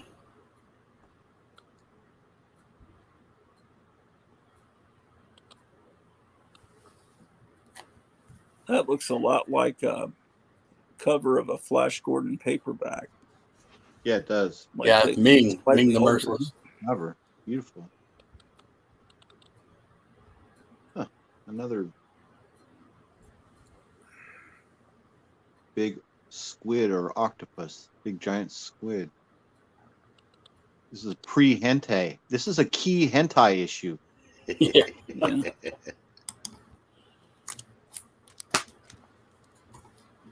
Hey, what do you got there? Oh. It's the second one that you showed that I have. And Yeah. yeah, I read this recently, and the cover is real serious, but then you get to the inside, and it's about a vampire that has the misfortune of getting out of his coffin during a 12-minute eclipse. And it does not end well for him. Yeah, to spoil it, she's the one you need to worry about, not him. That's right. Well, he doesn't do very well with either one of his intended victims. Yeah. Gold Key Geezer's here. I figured you'd like some of those painted covers. Yeah, I think Gold Key would love to be hanging out with me tomorrow. Yeah. Well, you already know I'm envious. So. Well, if you can get to Northern Kentucky tomorrow.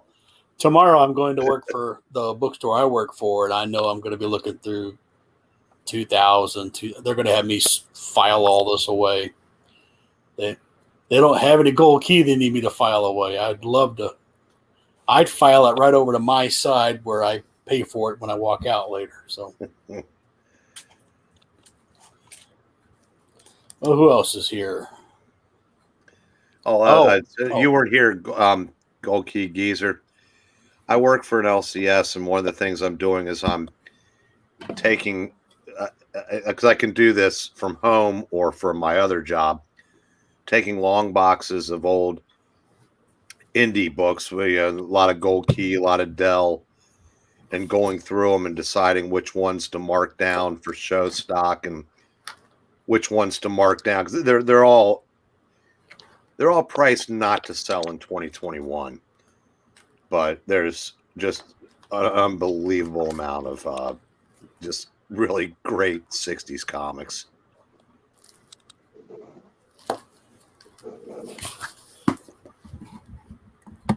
Well, Grottu's inspired me because of his great painting. When I can, I try to mimic Pogo.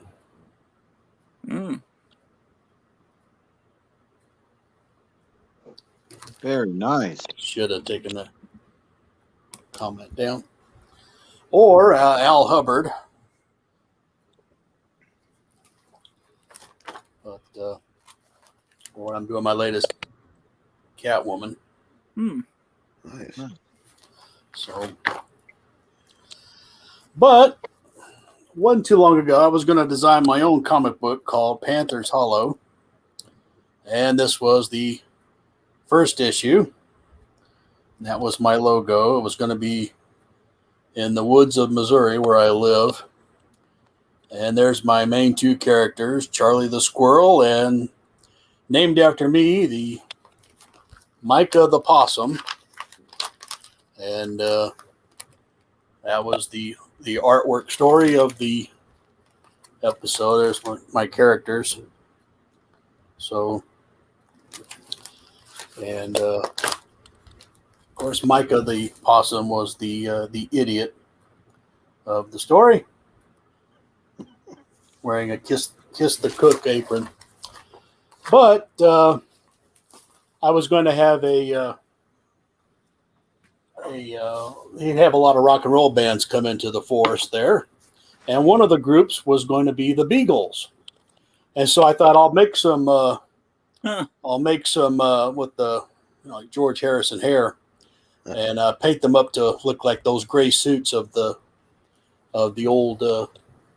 So I guess you could say I was getting over my head trying to be too creative, but oh, cool. That looked great. Panther's Hollow looked cool. So I would find a tree that Walt Kelly would do on Pogo, and then I would do it, and then I would add background to it by making a photocopy of it. I could just keep on drawing, so I wouldn't make a mistake or screw it all up later. I could always go back and start over where I left off. That looks great. But so I do this one, make a photocopy of an old shack, and then I try to color it. But and if you like little bluebirds, then I would color them. That's and great. have the little pup dog. So thank you for humoring me there. That's better than anything that came out today on New Comic Day. Well, You ain't lying there. That's for sure. Although, Eric, you were on a stream maybe 2 nights ago, and you guys were talking about the best stuff that's come out, and some of the things interested me. And that Stray Dogs, I've heard people talking about it, and I looked at the last issue, and it looks really cool. Except now I don't really want to buy the last issue and not have all the. Well, yeah, wait for the trade, because the first couple issues I think are worth a mint already. Really. And then and I'd seen the Stargirl Spring Break special, and so there were still a few copies left. I just stuffed one in my hold stack. Yeah, that's legitimately good from what I understand. Yeah, like I said, we do streams where we go over Ed Brubaker's stuff. In fact, I've got 1.5 hour tonight. But he's done a couple books this year of a character called Ethan Reckless, and it's very noir feeling. The one we're doing tonight is a 12-issue series called The Fade Out, which was set in 1948 Hollywood, and there are stand-ins for Montgomery Clift and a bunch of other people you'd recognize. Brubaker's a tremendous writer. He could have fit in any era. Yeah. But there's just not that much of it out there anymore. Yeah, I saw some Captain America comics that he had written today. That's best superhero. Well, the two best superhero stories that I've read in the 21st century are Brubaker's Captain America, because it's like a spy novel if you added some superheroes to it, and Robert Venditti's Hawkman. Is the Winter Soldier kind of based on Brubaker's stuff? Yes. So Falcon and Winter Soldier, the movie was he was the one that brought Bucky back and actually got Marvel to sign off on it. That's arguably like the best of all the Marvel movies. The Winter Soldier just works on any level. Yeah. But that Stargirl TV show was so amazing, and I don't know if anyone's seen it, but myself and my wife. Everybody in our group except for me has seen it and loved it. I just don't watch much superhero, or I don't watch much television, period, anymore. Okay. Earlier in our chat, Gold Key wanted to know if I had issue 220. I looked through all my last ones. I go up to 219, and then I stop for some reason. So I think he was talking about a monster. It's like a Christmas issue. I don't know if you guys remember that. I'll check and see if I've got it, but there it is. I'm trying to take all my Christmas stuff and make a short box of Christmas issues just to make it easier on myself next Christmas. But then I probably won't even be alive next Christmas. So it would be a waste of time. That's cheery. Well, I don't know if anyone will right now. I just was at the gas station trying to put $10 in. It took about 10 minutes. It was barely trickling. And the guy across from me at the same pump says, "Is yours moving really slowly?" And I said, "Yeah, I think we're getting the last fumes from this gas station." So I wouldn't be surprised if there's about to be a 1973 oil shortage again. It's the next thing we need to distract everyone. Zombidus brought up a book that he did called Pulp. I could recommend that to all three of you because it's about a guy that's left over from the last days of the Wild West, and it's set in the late 30s. And there's Bones involved, and I don't want to spoil anything, but it's hard to say what his best work is because almost all of it is phenomenal. But this was a hardcover that came out last year, and it's great. I mean, and I'm very careful what I would recommend to you guys because I know, you've long since given up. So I have to pick things that I think again could fit in any era. And I know you guys all like pulp novels and whatnot, and this guy really does capture that feel in his writing. Grottu, we enjoyed seeing a lot of those models.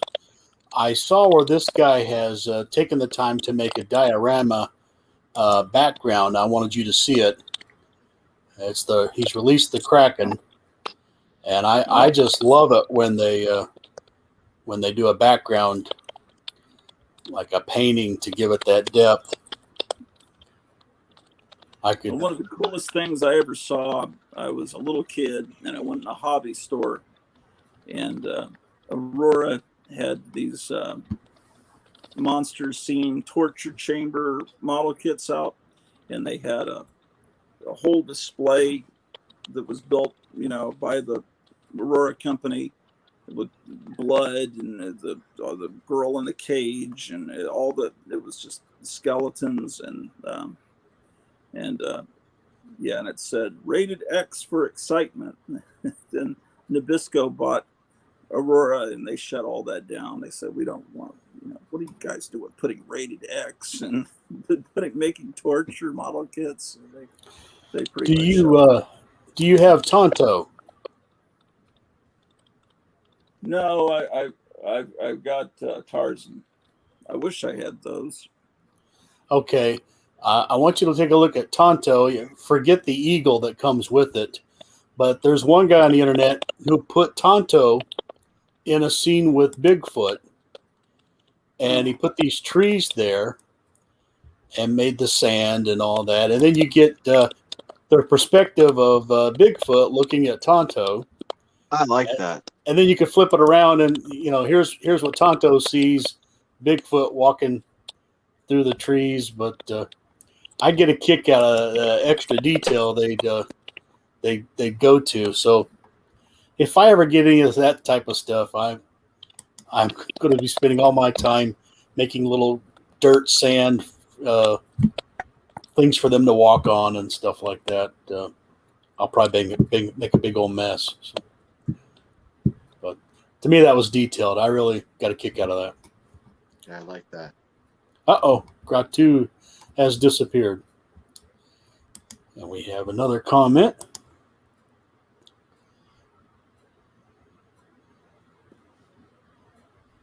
Oh, this is the book he's hoping I would have. Well, I'll have to be on the lookout for it. I stopped one issue shy of it.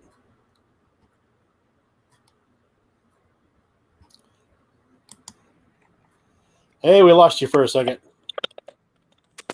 Just me, or was everyone lost? Just you. Oh, okay, well, I know I was starting to get a duck.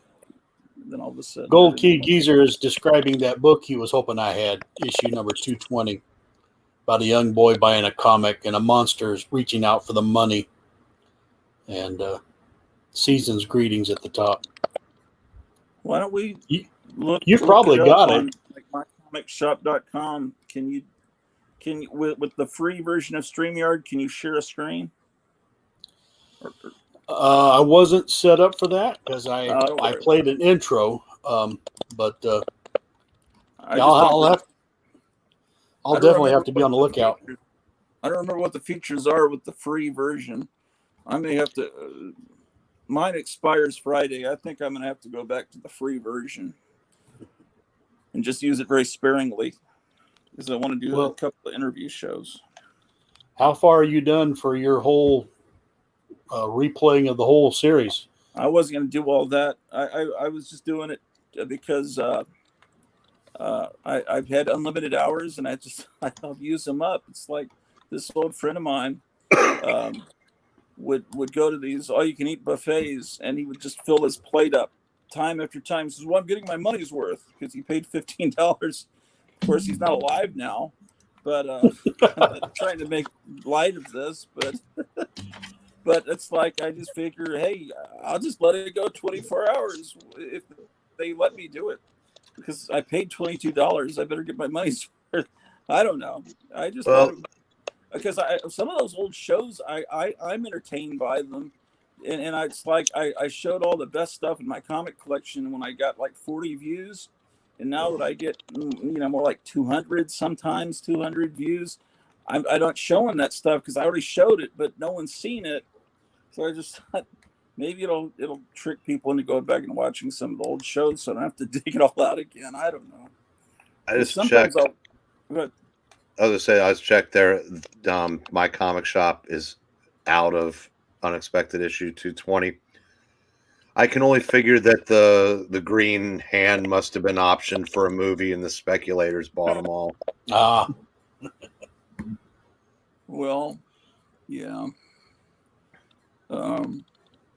So it's weird what now everyone's speculating on Kang and an issue of the Avengers that later, not the early Avengers appearance, but slightly all of a sudden that's going way up, and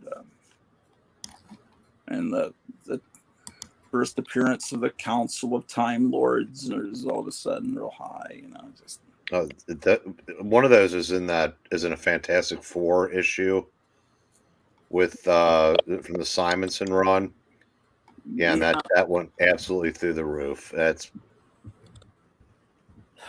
like I'll think, well, okay, all these comics are just kind of a couple of dollars, and then I'll just think, well, then I thought, well, nah, I bet maybe I ought to keep checking, and then all of a sudden there'll be something that's insane.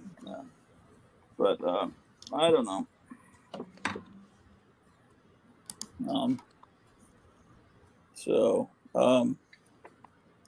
The Sandman. I found the first issue of Sandman and the first appearance of Death, and someone came in and bought the first issue of Sandman for like $200, and the other one, I don't know, $150, something like that. So I usually look at mycomicshop.com's prices, and then because everyone says they're fair, although they seem kind of high to me a little bit. The problem with that is they're out of so much now, and they don't. If they're out of stock, there's no way to check. So then I toggle over and look at completed sales on eBay. There's also a site called Comic Book Realm. Okay. That I've found to be pretty helpful also. Okay, I'll look that up because, and then the one thing about mycomicshop.com, they've got a horrible spell correct that wants to fix, some comic titles and spell them completely different. You've always got to go back and fix their spell correct before you hit enter. But, so there's the I don't know if you can see it. That's the image. Okay. So it's a newsstand. The little boy's there, and the person running the newsstand is a green monster, apparently. You know what that looks like? The cover of Cracked magazine to me. Yeah.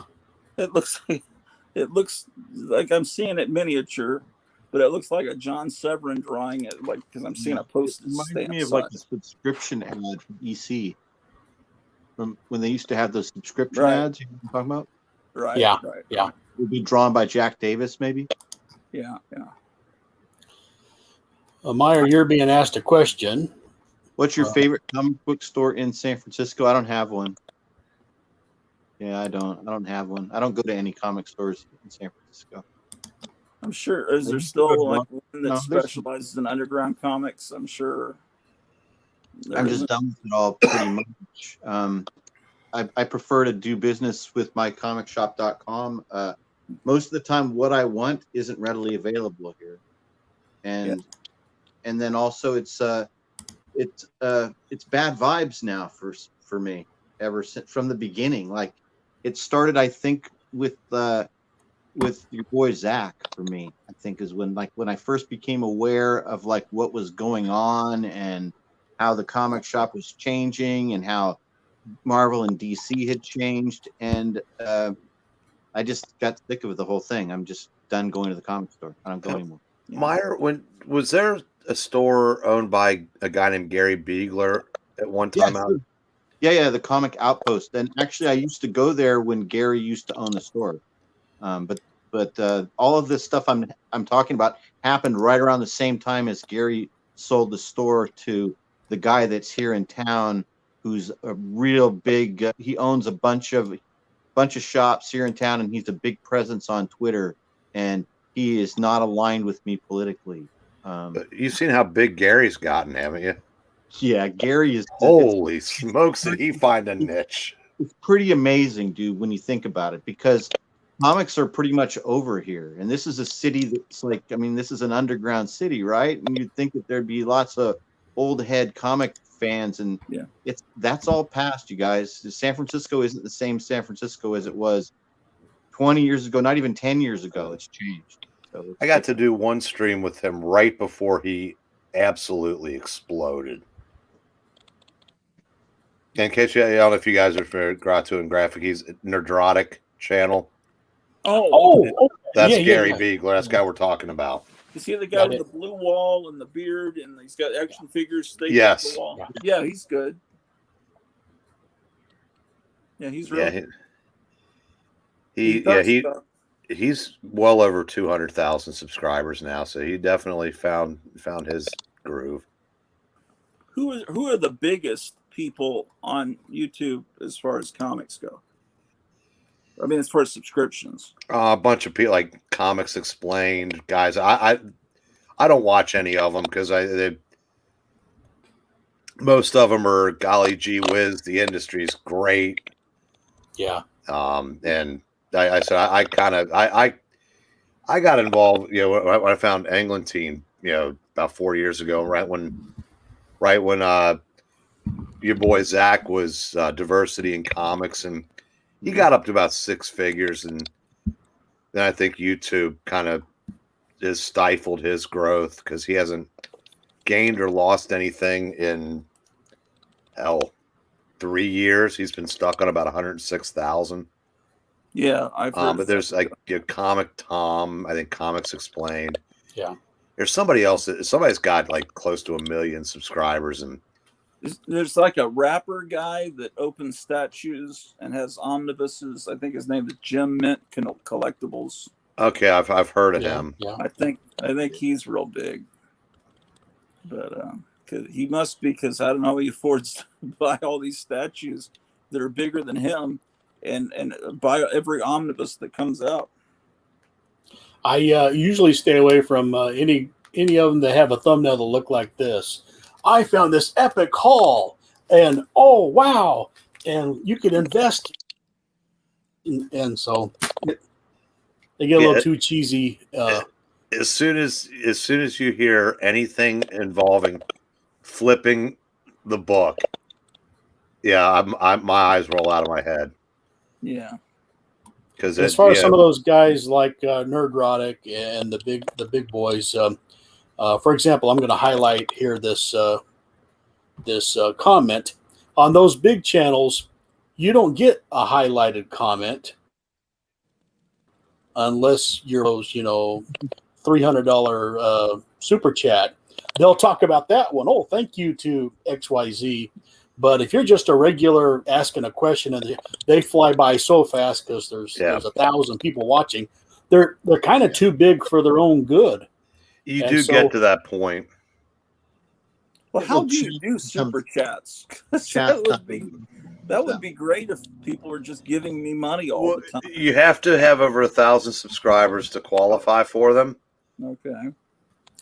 And once you do, and YouTube certifies you, then you're eligible for super chats. And anybody watching your stream, there's a super chat option on the at the bottom of where I'm begging streaming. You, Grottu, if you ever get that big, and I don't say you shouldn't take money. If you can get money, go ahead and get money, but please don't ever forget the little guy. Like here, I'm highlighting Gold Key Geezers. Don't forget to answer even these little questions. And so, right now, I'm hoping Eric will answer. Do you remember what channel? This was about a minute ago when he typed that in. Are you talking about Nerdrotic? That's the channel we were talking about. Could be. Hopefully, he'll respond. He's got the yellow smiley face with the big glasses on. So that's his logo, and I said, I don't watch them much anymore because they're more in the outrage business, because that's Now I'm sure some of that is organic, because if you are of a certain age and mindset, a lot of the things in entertainment that you treasured, whether it's comics or Star Wars or like the Terminator franchise, anything in general, you don't recognize them anymore. And these guys just unload like Doctor Who. It's not we're not mad that the doctor's a woman. We're mad that she's a third wave feminist. Yeah. You know, and that's, and but hell, he gets 6,000-7,000 people watching every Friday night. So they're doing something right. Yes, they are. But you are right. I mean, I said, my friend Wes, who has that Thinking Critical channel, his Saturday morning streams have gotten to the point now where about 80% of the comments he reads are super chats. The other 20% are ones from people he knows.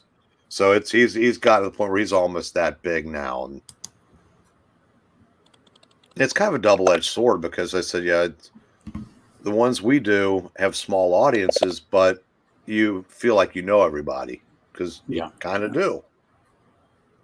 And then that Geeks and Gamers network has they're more video games than Star Wars, but he has a sports channel also. I mean, I've met him briefly. I somehow ended up on a stream with him one night, and you're not going to learn anything watching those guys. I mean, they're it's more entertainment. I mean, we're all supposed to be entertaining or try to be, but they kind of just get going and just it's like kind of jump on everything. Yeah, Nerdrotic is good in explaining why you shouldn't bother with Star Trek anymore.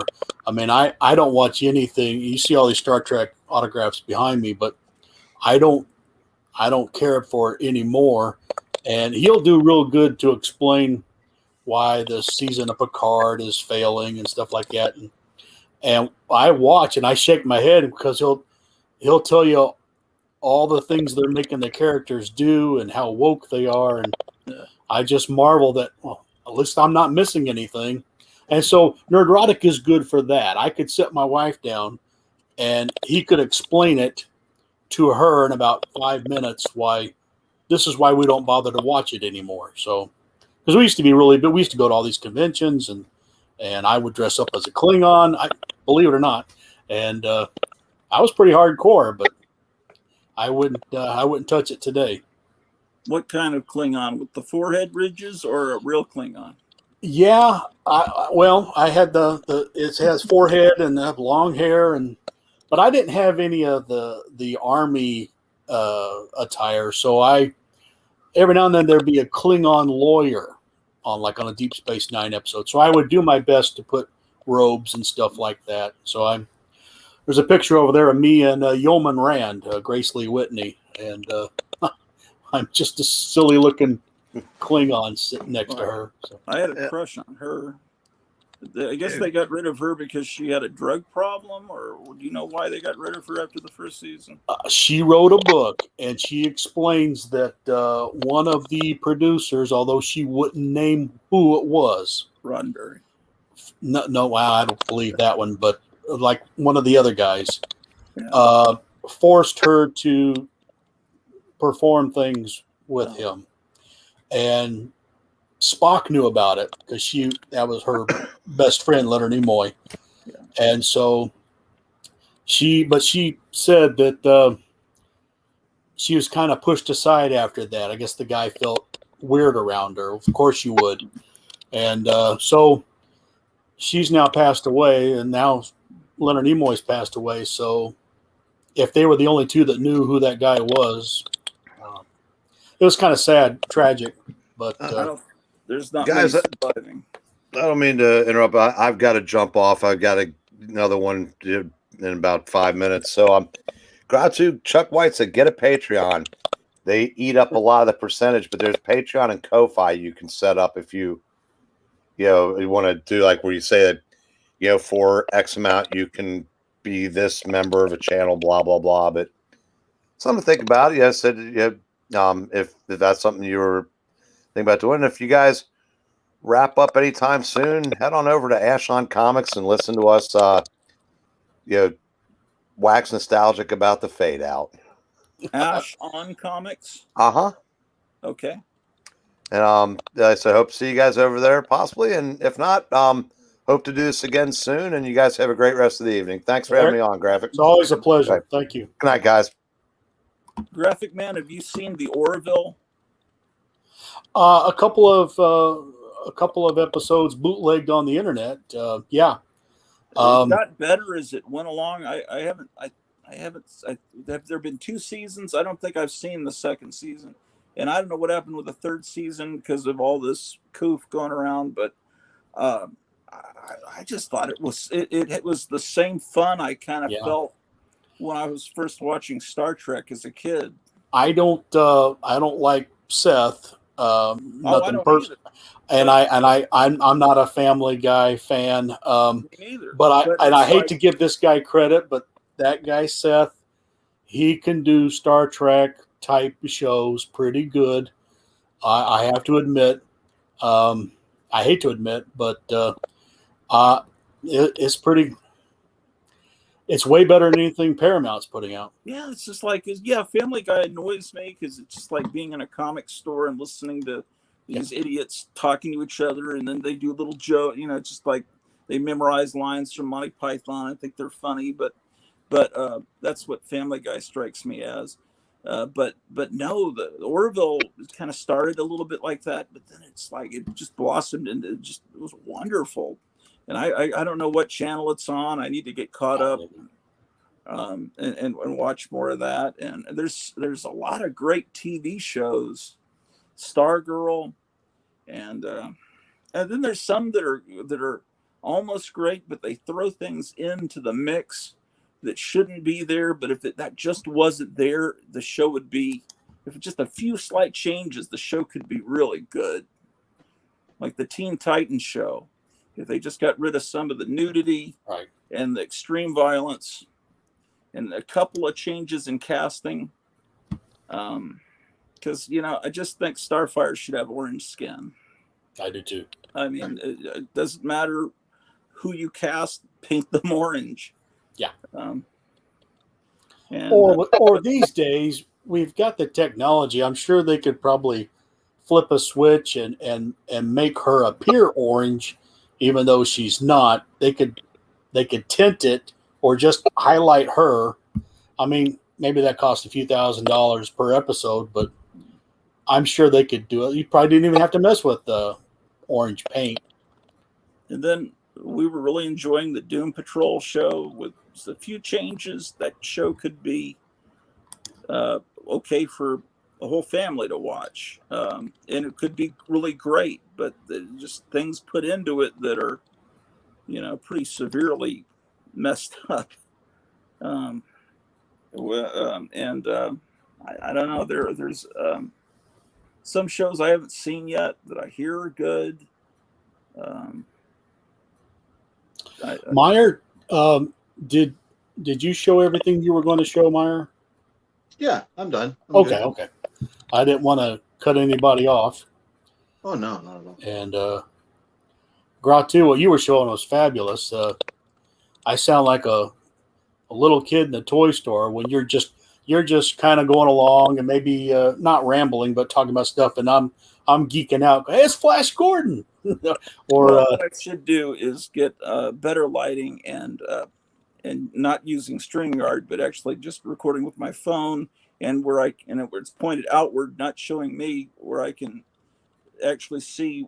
I probably should do a video maybe tomorrow or the next day where I really get close-ups of things. I got to kind of dust. I think I didn't show those Batmobiles because I realized how dusty they were, so I glossed over it. But now it's a year and a half later, and they even have more dust on them. So I think, now that I think about it, someone else mentioned, why did you go so fast over the Batmobiles? And now that was me. Back to me. That's why. That was me. I was the one that was me. Yeah. Like a year ago or something. Yeah. Well, then you know why. You see, I'm patient. I'm very patient. Yeah. He'll get around to it. I keep telling myself he'll get around to it. So yeah. Monsters,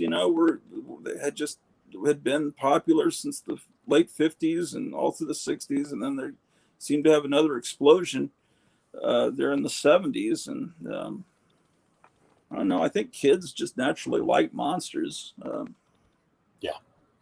don't know why a kid wouldn't like monsters. Oh yeah, I remember that book. I never had it, but I sure remember it. This book was my introduction to monsters. Like, I got this hardback book before reading any monster or horror comics, or before, really even before seeing very many horror movies. But great book. I had a book called Monsters Who's Who, and it was like an encyclopedia of monsters, but it wasn't just the monsters from movies. They'd have characters from Spider-Man, and they'd have stuff from mythology, and then stuff from I think from Doctor Who, because the book might have been printed in England, so they had Daleks and stuff. So it was a really interesting book called Monsters Who's Who. I'll dig it up and put it on a show soon. Did the posters come okay? Yeah, I was just gonna show you. Yeah, they came fine. Good. So what? I was afraid you wouldn't be able to pull them out of that tough little tube. Oh no, it's pretty easy actually, because I opened both sides, and then you can just push from one side. It's that's good. Snorkel. It's the one I was admiring. Yeah, he's seen it. Yeah. Yeah, and it's also like back behind you. And the other one is Richie Rich Bitcoin thing, which is also equally brilliant. I guess I'll show it to you because people may not see it. And it's made like it's slabbed. So great. So I'll get a frame. I don't know what size these are, but I'm sure there'll be a frame that I could get. They're 11 by 17. Okay. Oh, that's easy. Lunchbox to the family. Yeah, there was a Universal Monsters lunch kit that I never got. I don't know. Did you guys ever get into Edward Gorey? Yeah, I always liked his style. So yeah, right around the same time as that horror book, I got these Edward Gorey books, early 70s. And it's that gothic horror, Charles Addams style, with like a doom and gloom, like sarcasm to it, right? Yeah, I would check that stuff out of the library in elementary school.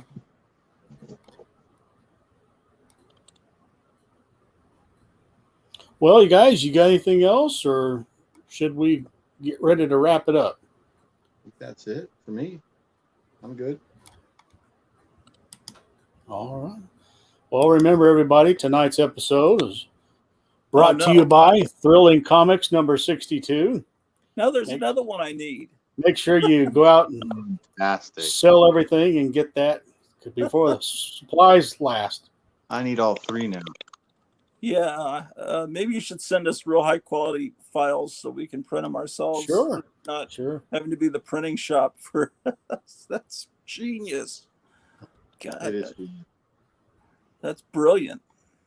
That would be so funny to have people have comic walls that have a whole wall of fake covers that are Frankenstein together. That would that's my goal.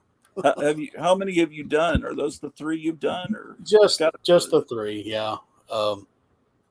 I've manipulated all kinds of images, but they're never the right size for a poster. So those three are the only real size for posters. So like this one I did for my episode of Me as Porky Pig. It's not tall enough, but I suppose I could try to stretch it out. But that's the Phantom Blot from Disney. Well, there was another Phantom for the Warner Brothers, and it looks very much like that.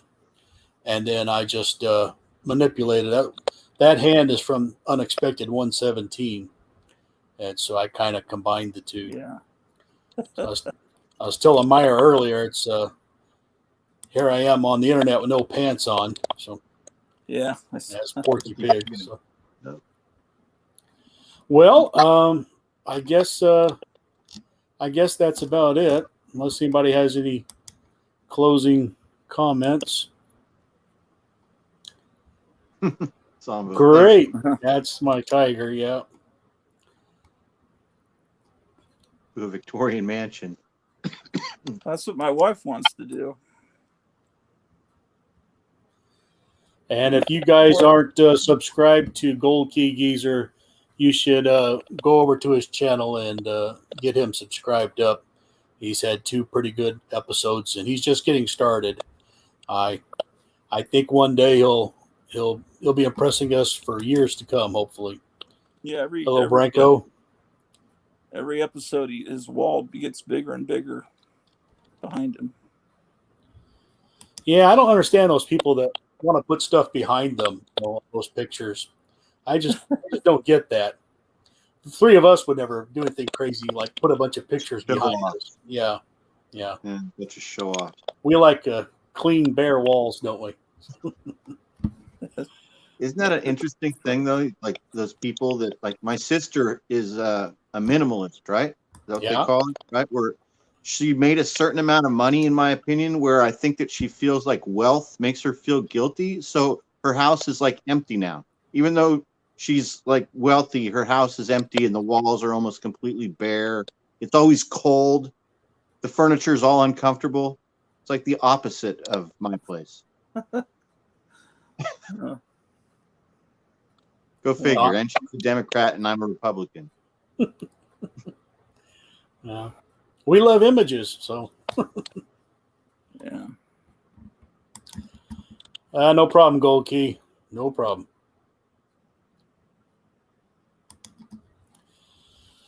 Well, gentlemen, I guess we'll pull a plug on it tonight. And Grottu, you get a chance, go back and check out a lot of crazy details of some of these models I've shown. I showed about 3 boats, so, and cool. Some really big giant ones too. So neat. Very nice. Yeah, I'm gonna watch the whole stream for sure. Yeah, won't take you long. You weren't gone that long. So, thanks, guys. Thanks for having me. Thank you, guys. Yeah.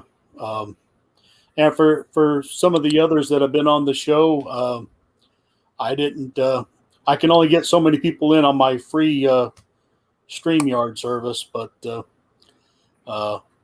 one time I had 5 guys making 6. So I'll try to have everybody on, do a good rotation when I can. So, but this is always enjoyable for me, and thank you all for staying up late. Grottu was up early this morning, starting his stream. And I thought he's keeping my hours because I'm always at work at 5 o'clock, so Central Time. So I just started it when I was feeding the cats, and so I just thought I'm not going to have this for much longer. See, that's what I would do if I was using. What was he saying? Patreon. I just use it to keep the live stream unlimited going, and maybe to get bags and boards because I can't. Plus, but no one has them now. There's a shortage of that too, along with gasoline, and of course, plastic comes from oil, right? So, be logical. And then boxes. There's a shortage of boxes. So, yeah, it's wonderful. What's changed in the last 6 months? I can't put my finger on it. So. All right, everybody. Well, thank you all for watching, and we'll call it a night. And thank you to all my guests, and of course Eric's gone, but thank you, Eric. We appreciate all of you, and happy drawing, as I always say. Go over to Ash on Comics to see Eric, right? That's right. Ash on Comics. Ash on Comics. All right. Good night, everybody. Take care. Bye. Good night, everybody. Thanks for watching.